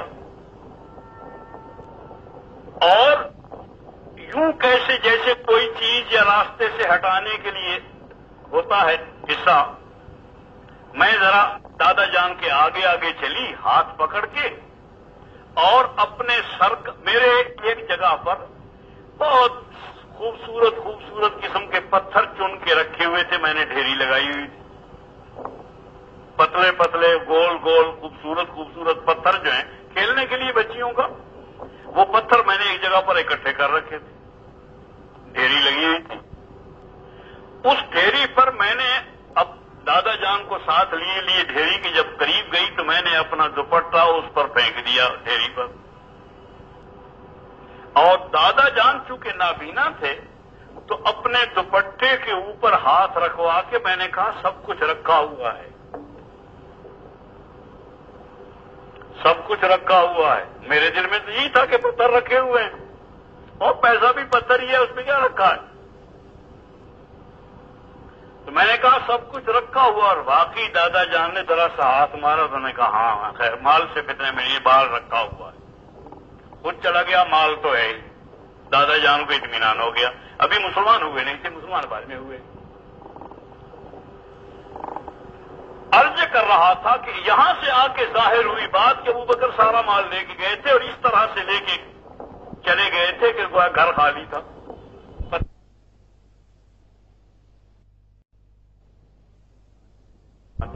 عائشہ جیسی بچیاں یہاں موجود تھیں، اہلیہ موجود ہیں، بچے موجود ہیں، ابا موجود ہیں، ان سب کو جب چھوڑ کے جا رہے تھے، اگر کسی نے اس وقت ابوبکر صدیق رضی اللہ تعالیٰ عنہ سے پوچھا ہوتا مسلمانوں میں سے کہ جناب آپ جا رہے ہیں اور سارا مال بھی لے جا رہے ہیں، ان بچوں کا کیا ہوگا؟ حقوق اللباس، ان بچوں کا کیا ہوگا؟ بیوی کا کیا ہوگا؟ ان کا حق ہے، ان کا کیا ہوگا؟ تو میری رائے یہ ہے کہ ابوبکر صدیق رضی اللہ تعالیٰ عنہ سے اگر کسی نے سوال کیا ہوتا تو جواب میں وہ یہی کہتے کہ میرے ان بچوں کا وہی ہوگا جو اسی مکے میں ابراہیم کے بچوں کا ہوا تھا، ابراہیم علیہ السلام کے بچوں کا ہوا تھا۔ جب تک ابراہیم علیہ السلام موجود ہیں، سب لوگ یہی کہہ رہے ہیں کہ ابا پالنے والے ہیں، جب ابا اللہ کے حکم سے نکل چلے گئے تو پالنے والا کون؟ اللہ پالنے والے ہیں۔ تو ابا اچھا پالتا ہے یا اللہ اچھے پالتے ہیں؟ اور درمیان میں جب واسطہ اٹھتا ہے تو پھر اللہ اپنی خاص قسم کی تربیتیں فرماتے ہیں، وہ خاص تربیتوں میں اسی بنا پر حضرت ہاجرہ رضی اللہ تعالی عنہ، حضرت ابراہیم علیہ السلام کی اہلیہ ہماری اماں جان، جب ابراہیم علیہ السلام اٹھ کے چل دیے نا تو چونکہ جو کرتے رہتے تھے وہ واقف ہے، جب کوئی تبلیغ والا گھر سے نکلنے لگتا ہے تو بیوی نہیں سمجھ جاتی کہ یہ کہاں جا رہے ہیں، کہنے کی ضرورت نہیں، خود وہ کو سمجھ جاتے ہیں کہ کہاں جا رہے ہیں. جا رہے ہیں 2.5 گھنٹے کے لیے جا رہے ہیں، یا 8 گھنٹے کے لیے جا رہے ہیں، یا گشت کے لیے جا رہے ہیں، یا چلے کے لیے جا رہے ہیں، یا 3 چلے کے لیے جا رہے ہیں، سال کے لیے جا رہے ہیں، یا 6 مہینے کے لیے جا رہے ہیں، ملک کے اندر جا رہے ہیں یا ملک سے باہر جا رہے ہیں. تو حضرت ابراہیم علیہ السلام کو چلتا ہوا دیکھ کے حضرت سمجھ گئی کہ یہ تو جا رہے ہیں. تو انہوں نے ذرا تیز قدم اٹھا کے کندھے پہ جا کے ہاتھ رکھا اور فرمایا کہ ابراہیم کہاں جا رہے؟ انہوں نے کہا دین کی دعوت کے لیے جا رہا. تو انہوں نے کہا کہ ہمیں یہاں چھوڑ کے جانے کا اللہ کا حکم ہے. انہوں نے کہا اللہ کا حکم یہ ہے کہ ان کو یہاں چھوڑ دو اور جاؤ. پہلے ساتھ ساتھ لیے پھر رہے تھے، حضرت ہاجرہ کو شام میں بھی ساتھ رہے، مصر سے ساتھ چل رہی، یہاں آ کے چھوڑ کے جانے کا حکم ہے. اتنا سن کے کہ اللہ کا حکم ہے یہاں چھوڑ کے جانے کا، حضرت ہاجرہ اسلام والی ہیں، ایمان والی ہیں. اس بنا پر وہ اندر کا ایمان تو ہر جگہ پر ظاہر ہوتا ہے، ہر قدم پر ظاہر ہوتا ہے، ہر حرکت پر ظاہر ہوتا ہے. وہ چھوڑ کے جا رہے ہیں اطمینان کے ساتھ. اور جب ان کو معلوم ہوا کہ اللہ کا حکم ہے ہمیں یہاں چھوڑ کے جانے کا، تو بالکل اعلان کیا باقاعدہ حاجرہ نے کہ اذن لا یدعی، آپ جائیں فی امان اللہ، اذن لا یدعینا، اللہ ہمیں ظاہر نہیں فرمائیں گے. جب اللہ نے ہمیں چھوڑ کے جانے کا حکم دیا ہے تو اللہ ہماری حفاظت فرمائے گا ہر طرح سے، اندر کے اعتبار سے بھی، باہر کے اعتبار سے بھی، کھانے کے اعتبار سے، پینے کے اعتبار سے، ہر چیز کے اعتبار سے ہماری حفاظت ہوگی. عذاب برتا ہوگا. اور پھر اللہ جل جلالہ نے ایسی غیب سے تربیت فرمائی کہ جو تربیت کا انداز اس طرح ان کا ہوا جیسے ان کو پالا گیا، ایسا تو کوئی پلا نہیں ہے. عرض کر رہا تھا کہ جس وقت میں سب سے پہلے یہ ایمان اندر داخل ہو گیا مکے والوں کے، اور پھر اللہ نے حکم دیا کہ نکلو. ہجرت حبشہ والے نکل کے حبشہ چلے گئے. پھر ہجرت کا حکم ملا، جو کبھی 10 گئے، کبھی 20 گئے، کبھی 8 گئے، کبھی 2 گئے، کبھی 8 6 گئے، اس طرح جاتے رہے یہاں تک کہ صدیق اکبر اور حضور صلی اللہ علیہ وسلم بھی چلے گئے. اپنا سب کچھ چھوڑا، اور سب کچھ چھوڑنے میں نفع ہی نفع کا یقین ہے، اور نفع ہی نفع حاصل ہوا. ہر چیز میں نفع ہے،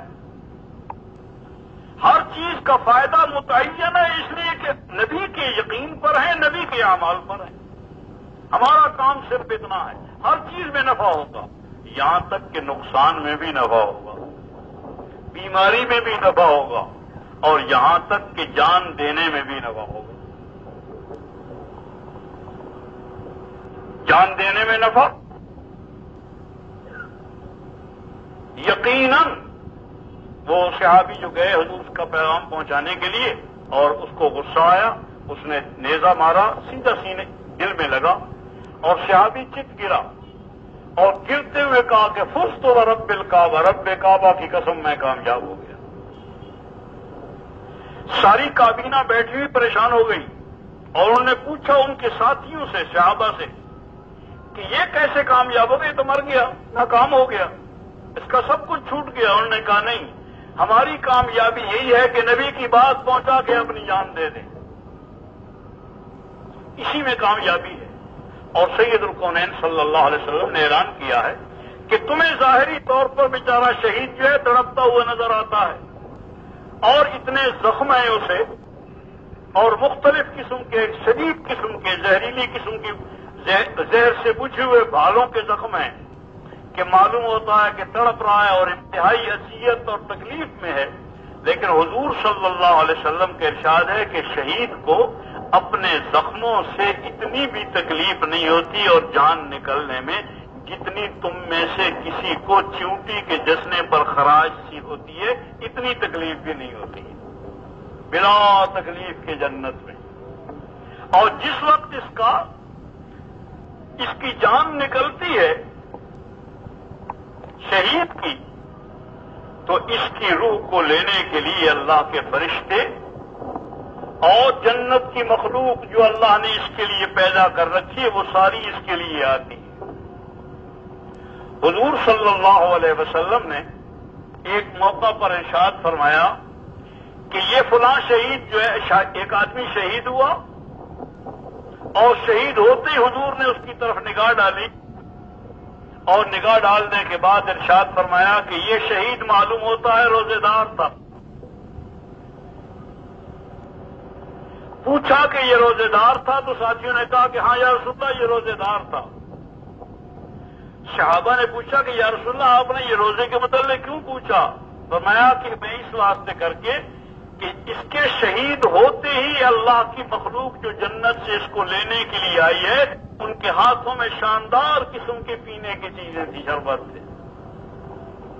تو مجھے اندازہ ہوا کہ یہ روزے کی حالت میں پیاسا تھا، شہید ہوا ہے، اس واسطے یہیں سے کھلانا پلانا شروع کیا ہے۔ اور بقول مولانا یوسف رحمۃ اللہ علیہ کے کہ باقی تو جتنے اعمال کرنے والے ہیں وہ سارے کے سارے جنت میں جائیں گے اپنے وقت پر، جب حساب کتاب ہوگا اور جنت میں جا کے میدان محشر میں جا کے اللہ کا فیصلہ ہوگا، اس وقت جنت میں جائیں گے۔ لیکن جو اللہ کے لیے جان دینے والا ہے، شہادت حاصل کرنے والا ہے، مرنے والا ہے، جان دینے والا ہے میدان میں، اس کا جس وقت میں انتقال ہوتا ہے، انتقال ہوتے ہی ساری جنت اس کے حوالے کر دی جاتی ہے، اسی وقت جنت میں داخلہ ہو جاتا ہے اس کا، اور اس کو ایک نہایت شاندار سواری مل جاتی ہے، جیسے ہوتا ہے نا ہوائی جہاز، جہاں جی چاہے ساری جنت میں پھرو، اور کبھی یہاں کبھی وہاں، کبھی حضور کی جنت میں، کبھی ابوبکر کی جنت میں، کبھی عمر کی، سارا شہید کے حوالے ہے، سارا ملک، ساری خدا کی جنت، ساری خدا کی خدائی اس کے ہاتھ میں ہے۔ تو عرض کر رہا تھا کہ آدمی جس حال میں بھی ہے، ہر چیز میں کامیابی ہی کامیابی، فائدہ ہی فائدہ، نفع ہی نفع، شرط یہ ہے کہ ایمان پر آ جائے، اعمال صالحہ پر آ جائے۔ یہ تو ہے پہلی بنیاد کہ آدمی کے لیے ہر چیز میں نفع اسی وقت میں ہوگا جس وقت اس کا لا الہ الا اللہ بھی صحیح ہو جائے اور محمد الرسول اللہ بھی صحیح ہو جائے۔ اب اس کی ذرا سی تفصیل کہ ایمان کسے کہتے ہیں۔ ایمان تو اندر کے یقین کا نام ہے۔ جہاں تک زبان کا تعلق ہے، اگر یہی یقین جس کو میں کہہ رہا ہوں کہ مخلوق سے نہ ہونے کا یقین، اکیلے خالق سے سب کچھ ہونے کا یقین، کسی مخلوق سے کچھ نہ ہونے کا یقین پہلے ہے، بقول مولانا یوسف رحمۃ اللہ علیہ کے کہ دیکھو جیسے مرے ہوئے سانپ سے کچھ نہ ہونے کا یقین ہے، اسی طرح ساری مخلوق سے نہ ہونے کا یقین ہونا چاہیے۔ سمجھے؟ جیسے مرے ہوئے سانپ سے کچھ نہیں ہوتا، ایسے ہی حکومت سے کچھ نہیں ہوتا، ایسے ہی ایٹم سے کچھ نہیں ہوتا، ایسے ہی اسلحہ سے کچھ نہیں ہوتا، ایسا ہی پیسے سے کچھ نہیں ہوتا، کسی بڑے چھوٹے سے کچھ نہیں ہوتا، چونٹی سے لے کے جبریل علیہ السلام تک، صرف جو کچھ ہوتا ہے اللہ سے ہوتا ہے۔ اس کا نام ایمان ہے، دل کا یقین۔ اگر دل میں یہ یقین نہیں ہے، اگر دل میں یہ یقین نہیں ہے اور آدمی اس یقین کو زبان پر سے کہہ رہا ہے تو اس کا نام نفاق ہے، اسی کا نام نفاق ہے۔ اور یہ ہم نہیں کہہ رہے کہ صحابہ یہی کہتے، صحابہ کے ہاں اس کی تعریف یہی تھی۔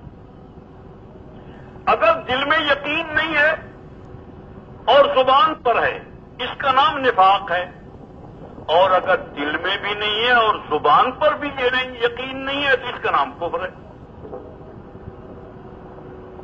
زبان پر بھی یہ یقین نہیں ہے اور دل میں بھی نہیں ہے، اس کا نام کفر ہے۔ اس بنا پر کفر سے بھی نکلنا ہے اور نفاق سے بھی نکلنا ہے۔ دل میں یقین جب تک نہیں بیٹھتا ہے اتنے تک ایمان کامل نہیں ہوتا ہے۔ زبان سے کہنا اچھی بات ہے اور اللہ کا شکر ادا کرو کہ زبان پر ہے، اس لیے کہ جو یہاں تک پہنچ گیا ہے یہاں تک بھی پہنچ جائے گا، اس توقع پر ہے۔ یہ نہیں کہ ہو گیا کام، ارے بھائی نہیں، یہ زبان تک اگر روٹی پہنچ جائے تو پیٹ بھر جاتا ہے، بھئی اندر جائے گا تو جب ہی کام بنے گا. یہ زبان پر جو کلمہ ہے نا، ایسا ہی ہے جیسے زبان پر روٹی رکھی ہوئی ہو. اب اگر اس کو چبائے گا اور اندر جائے گی تو پیٹ بھرے گا، اور اگر اندر نہیں جائے گا تو پیٹ نہیں بھرے گا. اسی طرح اگر زبان پر کلمہ ہے اور دل تک نہیں پہنچا ہے تو کام نہیں چلے گا. اس کو دل تک پہنچانا ہے. دل کے یقین کا نام ایمان ہے. اور اس کی مثال یوں سمجھو، ایمان کی بھی اور اعمال کی بھی. یہ زبان سے کہنے کی اور تقریریں کرنے کی اور سننے کی چیزیں نہیں ہیں، بلکہ اپنے اپنے ٹھکانے پر جب یہ آتی ہیں تو جب ہی فائدہ حاصل ہوتا ہے اس کا.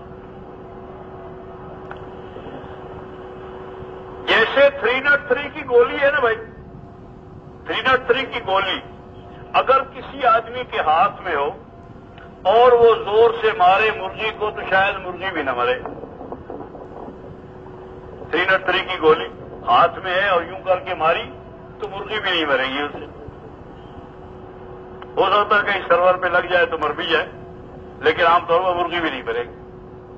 اور وہی 303 کی گولی جو ہے، اگر اس کو بندوق میں رکھ کر، 303 کی بندوق جو ہوتی ہے اس میں رکھ کر اس گولی کو چلایا جائے تو شیر بھی مر جاتا. اس لیے کہ وہ گولی کی جگہ جو ہے وہاں سے چلی ہے، اپنی جگہ پر پہنچ گئی ہے. جب اپنی جگہ پر پہنچتی ہے گولی تو پھر اس کی طاقت ظاہر ہوتی ہے.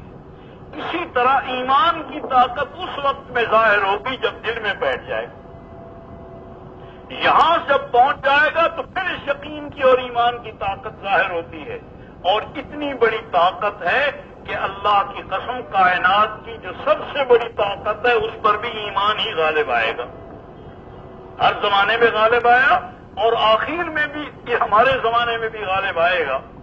جو حضور صلی اللہ علیہ وسلم اطلاع دے کے گئے ہیں، یہ جو طاقتیں ہیں نا ظاہری، یہ کبھی کبھی روم کی صورت میں، کبھی فارس کی صورت میں، کبھی انگریز کی صورت میں، کبھی امریکہ کی صورت میں، کبھی روس کی صورت، یہ جتنی طاقتیں دنیا میں آ رہی ہیں اور کہتے ہیں کہ یہ پہلی سے بڑھ کر ہے اور یہ اس سے بڑھ کر ہے اور یہ اس سے بڑھ کر طاقت ہے، ان کا آخری درجہ جو ہے نا وہ دجال ہے. ان کا آخری درجہ ان طاقتوں کا دجال ہے، وہ سب سے بڑی طاقت ہے.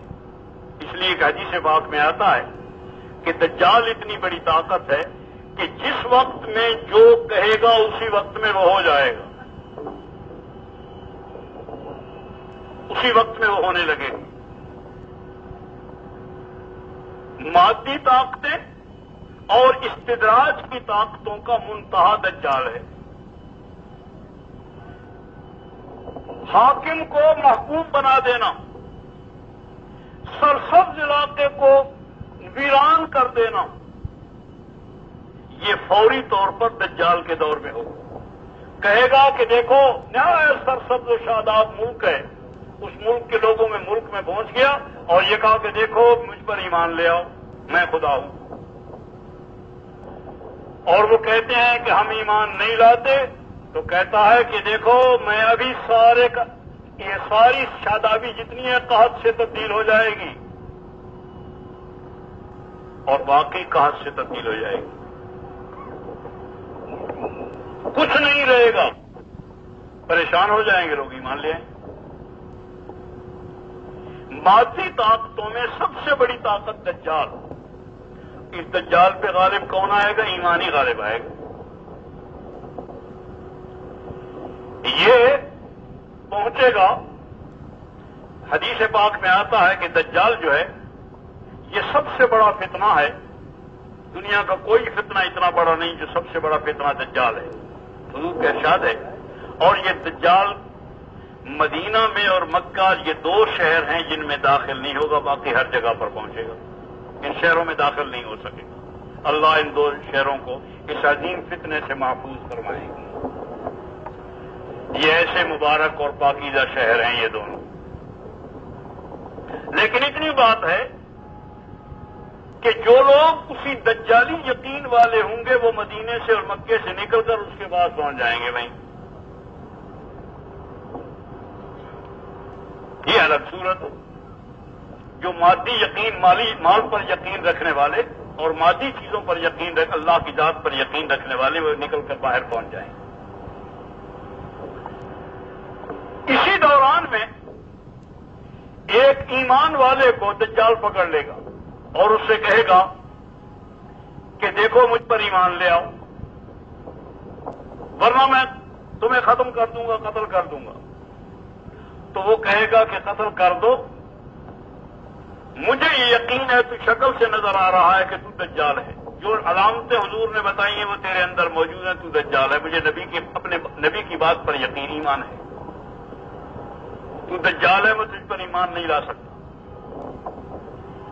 تو دجال کو غصہ آئے گا اور اس غصے میں اس کے 2 ٹکڑے کر کے ختم کر دے گا اسے۔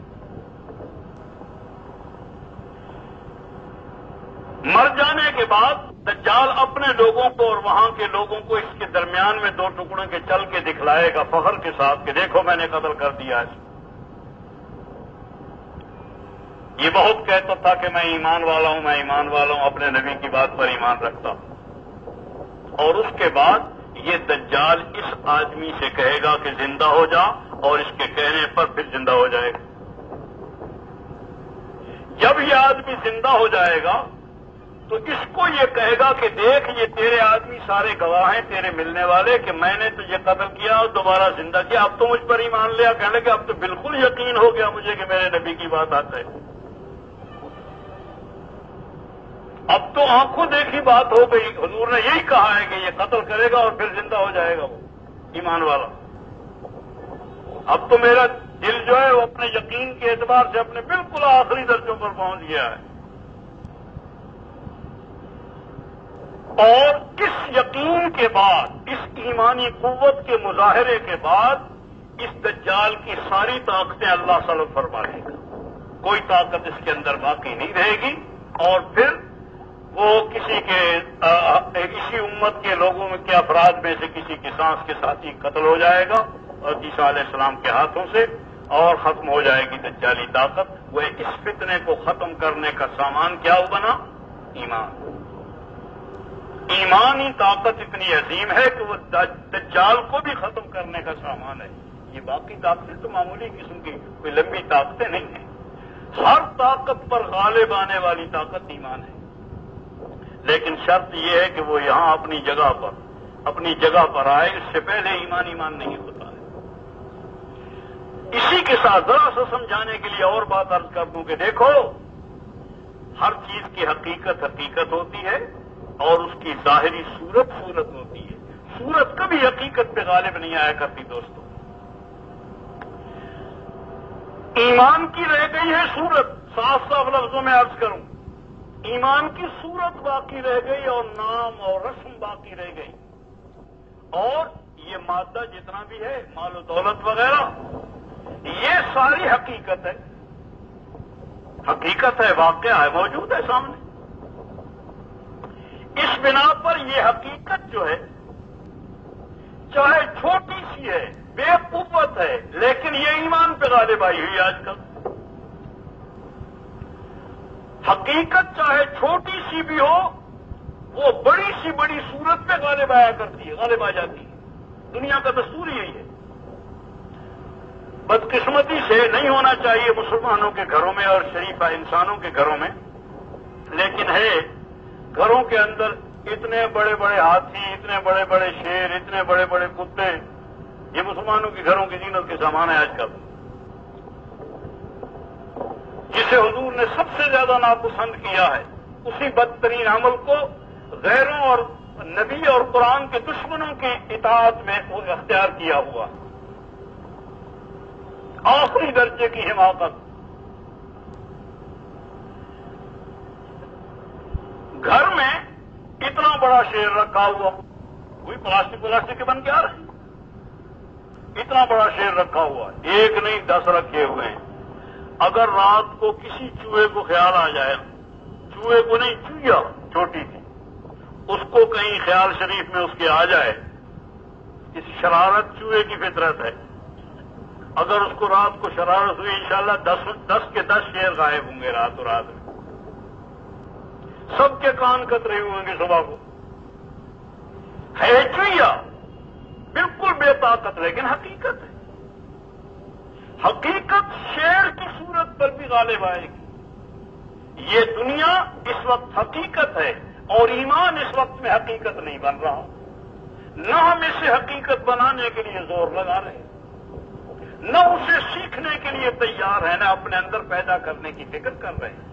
اگر ایمان کی حقیقت وجود میں آ جائے تو اللہ کی قسم کوئی بھی اس کے مقابلے پر نہیں ٹھہر سکتا ہے۔ شیر کی صورت جو ہے اس صورت کو تو چویا بھی کتر جائے گی، چویا بھی ٹکڑے ٹکڑے سوراخوں سوراخ کر ڈالے گی راتوں رات، لیکن اگر شیر آ جائے تو پوری کراچی نہیں رہ جائے گی،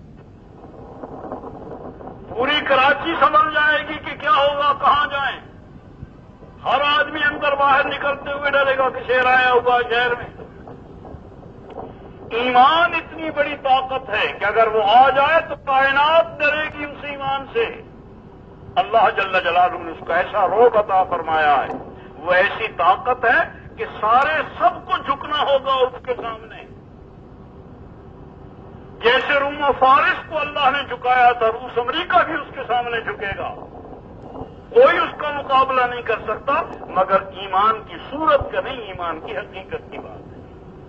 وہی ایمان کی حقیقت جو ابو بکر کے دل کے اندر موجود تھی، جو عمر کے دل میں موجود تھی، جو عثمان کے دل میں موجود تھی، جو علی المرتضیٰ کے دل میں موجود تھی، اس حقیقت کو وجود میں لانے کی محنت، اسی کے لیے یہ محنت ہو رہی ہے، ایمان کی محنت۔ دوسری چیز ہے اعمال۔ اعمال کی بھی بالکل وہی کیفیت ہے۔ نماز کی صورت سے نہیں بنے گا کام، نماز کی حقیقت سے کام بنے گا۔ اخلاص کی صورت سے نہیں بنے گا، اخلاص کی حقیقت سے کام بنے گا۔ اخلاق کی صورت سے نہیں بنے گا، اخلاق کی حقیقت سے کام بنے گا، وہ تب کام صحیح ہوگا۔ یہ جتنے اعمال ہیں اس کی صورت سے نہیں بلکہ حقیقت تک یہ اپنے پہنچ جائیں تو پھر اللہ جل جلالہ ایسے آدمیوں کو جن کے اندر ایمان ہوگا، یقین صحیح ہو جن کا، جن کی نماز صحیح ہو، جن کے اخلاق صحیح ہو، جن کے اندر اخلاص ہو، اللہ کے لیے جن کو عمل کرنا آتا ہو۔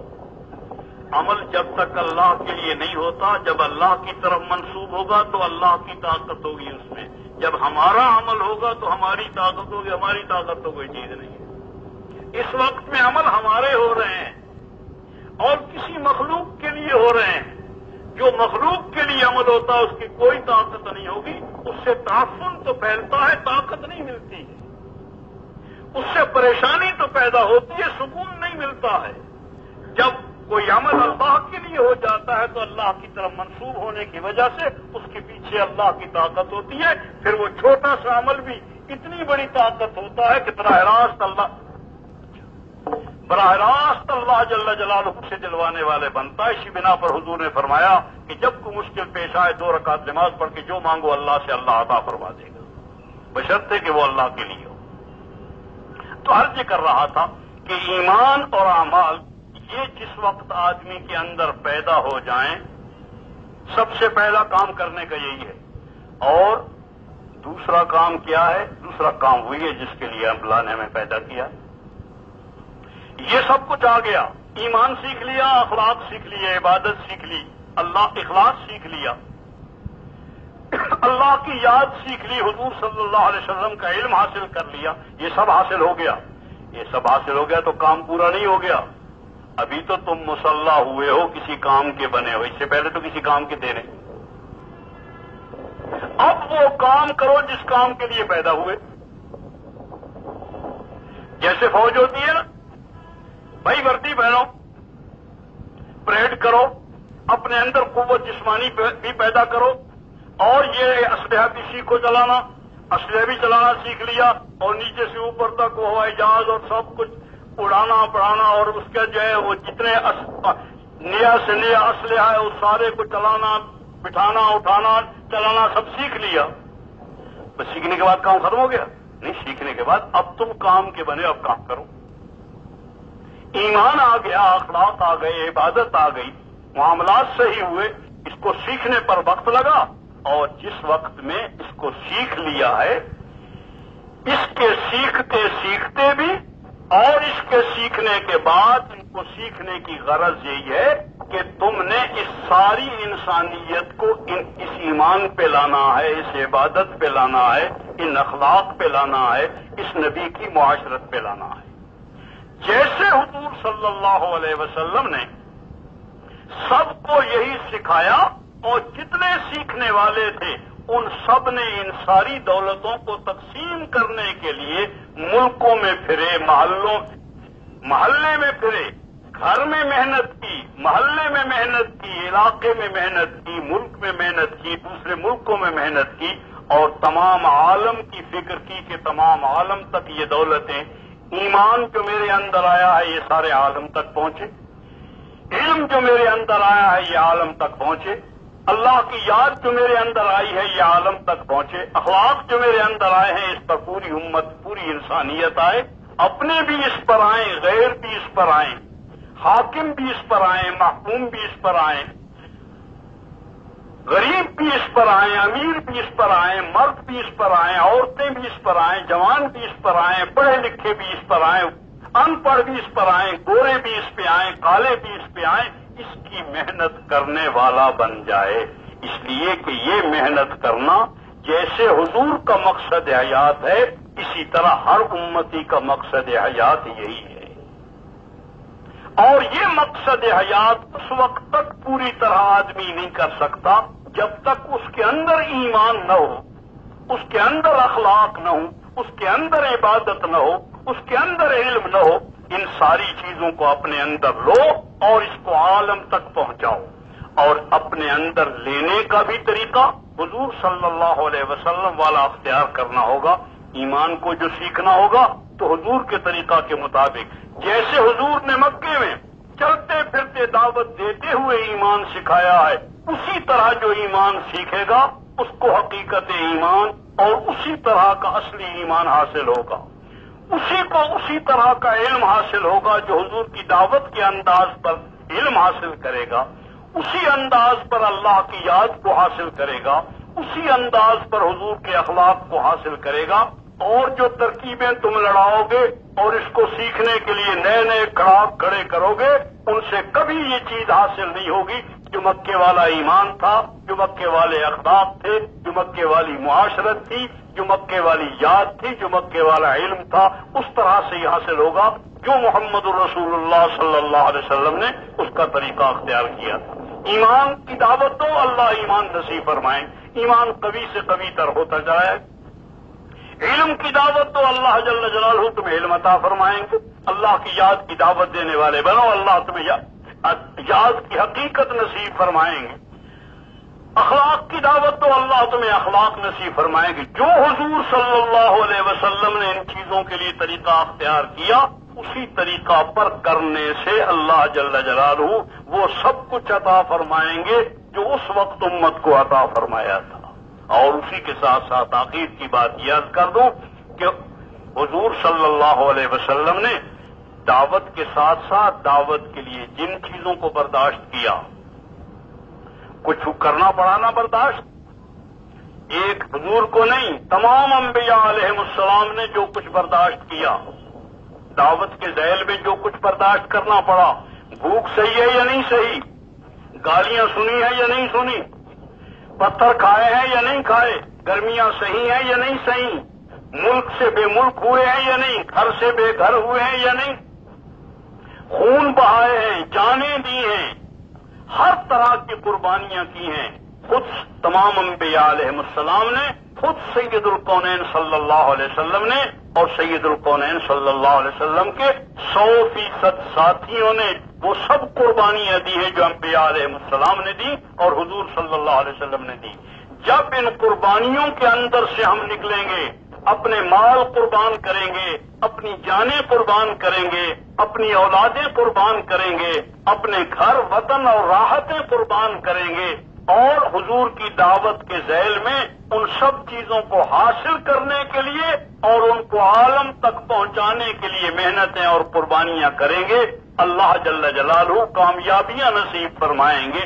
جتنا جتنا ان مراحل سے گزرتے چلے جائیں گے اللہ جل جلالہ مدد فرماتے چلے جائیں گے اور وہ سارا کچھ ہونے لگے گا جس کا ہر آدمی کا جی چاہتا ہے کہ اللہ جل جلالہ پورے عالم میں پورے دین کو عام فرما دیں اور تام فرما دیں اور اسلام کو غلبہ بھی نصیب فرمائیں، محبوبیت بھی نصیب فرمائیں، مرجعیت بھی نصیب فرمائیں اور سارے کے سارے لوگ صحیح انداز کے ساتھ زندگیاں گزار، حاکم بھی صحیح چلیں، محکوم بھی صحیح چلیں، غریب بھی صحیح چلیں، امیر بھی صحیح چلیں، پڑھے لکھے بھی صحیح چلیں، ان پڑھ بھی صحیح چلیں، عورتیں بھی صحیح زندگی گزاریں، مرد بھی صحیح زندگی گزاریں، یہ پاکیزہ زندگی اور وہ مدینے والی زندگی اللہ جل جلالہ اسی وقت میں عطا فرمائیں گے جب مکے والی زندگی کو اختیار کر لیا جائے گا۔ ایک سیدھا سیدھا راستہ ہے اور بالکل آسان راستہ ہے۔ اس راستے کی محنت کرنے کے لیے اور اس راستے پر خود چلنے کے لیے اور پوری انسانیت کو چلانے کے لیے حوصلوں کے ساتھ اپنے وقت لگاؤ کہ ہم اتنا اتنا مال لگانے کو تیار ہیں اور اتنا اتنا وقت لگانے کے لیے تیار ہیں۔ اللہ کی قسم انسانیت کے سب سے بڑے محسن وہی لوگ ہوں گے جو اس وقت میں قربانیاں کر کے انسانیت کو صحیح راستے پر چلا کر انسانیت کے سکون کا سامان بنے، عزت کا سامان بنے، راحت کا سامان بنے، اس لیے کہ انسانیت دنیا میں کبھی اتنی پریشان نہیں ہوئی جتنی اس وقت میں پریشان ہے۔ اس پریشانی کو رفع کرنے کا سامان بنو۔ تھوڑی سی قربانیاں کرنے سے اللہ جل جلالہ ہماری پریشانیاں بھی دور فرمائیں گے اور کائنات کے رہنے والی ساری انسانیت بلکہ ساری مخلوق کی پریشانیوں کو بھی دور فرمائیں گے۔ ہمت اور حوصلے کے ساتھ بتائیں کون کون لمبے لمبے اوقات کے لیے ایک ایک سال کے لیے جو پرانے کام کرنے والے ہیں اور جو پرانے کام کرنے والے نہیں ہیں، نئے کام کرنے والے، وہ پرانے کام کرنے والے سال کے لیے، 8 مہینے کے لیے، 4 مہینے کے لیے، 6 مہینے کے لیے، ملک کے اندر پھرنے کے لیے، ملک سے باہر پھرنے کے لیے اپنے نام لکھوائیں اور جتنے نئے لوگ ہیں وہ جلد از جلد کام کرنے والے بننے کے لیے 4 مہینوں کے لیے اور چلوں کے لیے اپنے نام لکھوائیں۔ بیٹھے رہیں، اللہ آپ کو جزائے خیر دے۔ ایک بات سمجھانے کی کوشش کی ہے، اس کی عملی صورتیں اللہ پیدا فرمائیں، اس لیے کہ یہ تو آپ جانتے ہی ہیں کہ دوستو صرف سننے سے اور کہنے سے کام نہیں بنتا بلکہ کرنے سے کام بنے گا اور کرنے والے ہم ہی ہیں۔ اس وقت میں کوشش کرو اس بات کی، اٹھ کے جانے کی شکل بالکل اختیار نہ کریں، اس لیے کہ یہ صورت صحیح نہیں بنتی بلکہ یہ سمینا و حسینا کی شکل بن جاتی، حقیقت نہیں ہوتی تو بھی صورت صحیح نہیں ہے۔ اس بنا پر عرض کر رہا ہوں اطمینان سے بیٹھے رہیں اور اس کے لیے دعائیں کریں، تدبیریں کریں، کوششیں کریں کہ جو کچھ کہا گیا ہے اللہ اس ایمان اور اعمال صالحہ کی بنیاد پر دنیا میں زندگی اور دنیا کی جو رائج غلط زندگی چل رہی ہے اس میں تبدیلیاں فرمائیں تمام ملکوں میں، تمام عالم میں، اور اس کے لیے ہماری جان و مالوں کو قبول فرما لیں۔ اس کے لیے اوقات لکھوانے کی تدبیریں کریں، ہمت اور حوصلے کے ساتھ بولیں۔ میرے بولنے کا وقت ختم ہوا، صرف لکھنے والا اٹھے اور لکھانے والے اٹھیں۔ مجمع کے اندر لکھنے والے بھی موجود ہیں، جہاں جہاں تک یہاں آواز آتی ہے ہمیں لکھواتے رہیں، جہاں آواز نہیں آتی وہیں پر لکھنے والے موجود ہیں، لکھنے والے کھڑے ہو جائیں اور لکھانے والے کھڑے ہوں۔ اس کے علاوہ کوئی آدمی اٹھے نہیں۔ اللہ جزائے خیر عطا فرمائے، جو وقت آپ نے لگایا ہے اسے اللہ قبول فرمائے اور مزید کے لیے اس کا سامان بنائے۔ جی بہرحال 1 سال کے لیے اللہ قبول فرمائے، آسان فرمائے۔ جی آپ بتائیے پہلے 6 مہینے کے لیے اللہ قبول فرمائے، آسان فرمائے۔ جی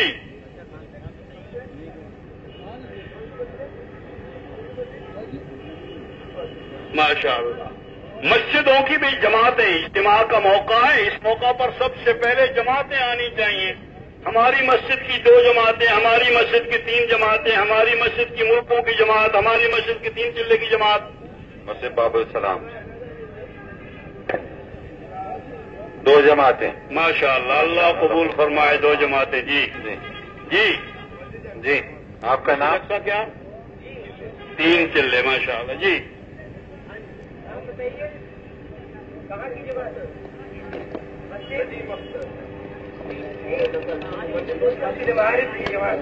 جماعت جی ماشاء اللہ، اللہ قبول فرمائے. یہ مثال بتا رہے ہیں چلے کی ہے، 3 چلے کی جی.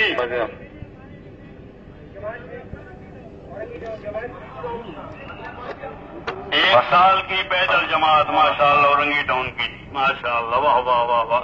یہ تھوک سودے ہیں، ذرا تھوک سودے سے چھاوڑیاں لگا لگا کے تو تھک گئے یار. چلہ 3 چلے، آدھا چلہ 20 دن 15 دن تھوک سودے کریں گے، تھوک منافع آئیں گے ماشاء اللہ. انصرهم على عدوك وعدوهم إله الحق آمين. اللهم انصر من نصر دين محمد صلى الله عليه وسلم واجعلنا منهم. اللهم انصرنا ولا تنصر علينا. اللهم انصرنا ولا تنصر علينا. اللهم انصرنا ولا تنصر علينا. اللهم آثرنا ولا تؤثر علينا. اللهم زدنا ولا تنقصنا. اللهم زدنا ولا تنقصنا. اللهم لا تكلنا إلى أنفسنا طرفة عين. اللهم لا تكلنا إلى أنفسنا طرفة عين. اللهم إنا ضعفاء فقو في رضاك ضعفنا. اللهم إنا ضعفاء فقو في رضاك ضعفنا. وخذ إلى الخير بنواصينا. وخذ إلى الخير بنواصينا. وخذ إلى الخير بنواصينا. اللهم اجعلنا من التوابين. اللهم اجعلنا من التوابين واجعلنا من المتطهرين واجعلنا من عبادك الصالحين الذين لا خوف عليهم ولا هم يحزنون. اللهم طهر قلوبنا من النفاق وأعمالنا من الرياء وألسنتنا من الكذب وأعيننا من الخيانة فإنك تعلم خائنة الأعين وما تخفي الصدور. اللهم جنبنا الفواحش ما ظهر منها وما بطن. اللهم جنبنا الفواحش ما ظهر منها وما بطن. اللهم جنبنا الفواحش ما ظهر منها وما بطن. رب تب علينا إنك أنت التواب الرحيم. اللهم اجعلنا دعاة إلى سبيلك. اللهم اجعلنا دعاة إلى سبيلك. اللهم اجعلنا دعاة إلى سبيلك. اللهم آمنا في أوطاننا. اللهم آمنا في أوطاننا وأصلحنا وأصلح ولاة أمورنا. اللهم لا تكلنا إلى أنفسنا طرفة عين. اللهم لا تجعلنا فتنة للقوم الظالمين واحفظنا من أمر المفسدين. اللهم لا تجعلنا فتنة للقوم الظالمين واحفظنا من أمر المفسدين. اللهم لا تجعلنا فتنة للقوم الظالمين واحفظنا من أمر المفسدين. اللهم إنا نجعلك في نحور الأعداء. اللهم إنا نجعلك في نحور الأعداء. اللهم إنا نجعلك في نحور الأعداء ونعوذ بك من شرور الأعداء. اللهم إنا نجعلك في نحور الحاسدين ونعوذ بك من شرور الحاسدين. يا حي يا قيوم برحمتك نستغيث.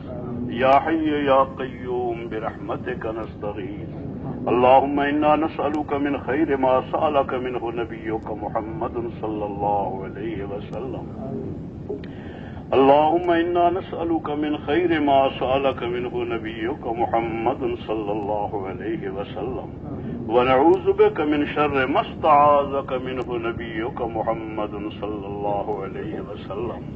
أنت المستعان وعليك البلاغ ولا حول ولا قوة إلا بالله. یا اللہ ہمارے اور پوری امت مسلمہ کے تمام گناہوں، لغزشوں اور غفلتوں کو معاف فرما. الہی ہمارے اور پوری امت مسلمہ کے تمام گناہوں، لغزشوں اور غفلتوں کو معاف فرما. الہی سچی توبہ نصیب فرما. الہی سچی توبہ نصیب فرما. الہی غلط یقین سے صحیح یقین کی طرف آنے کی توفیق عطا فرما. الہی غفلتوں سے اپنی یاد کی طرف آنے کی صورت پیدا فرما. الہی جہالت سے علم کی طرف آنے کی صورت پیدا فرما.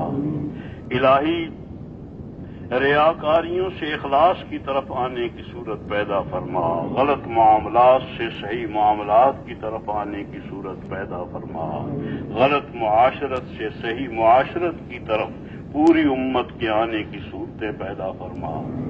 الہی غفلتوں سے اپنی یاد کی طرف آنے کی صورت پیدا فرما، الہی جمود سے دعوت کی طرف آنے کی صورتیں پیدا فرما، الہی جمود سے اپنی دعوت کی طرف آنے کی اور دین کے لیے عام تام نقل و حرکت کی طرف آنے کی امت کی صورتیں پیدا فرما۔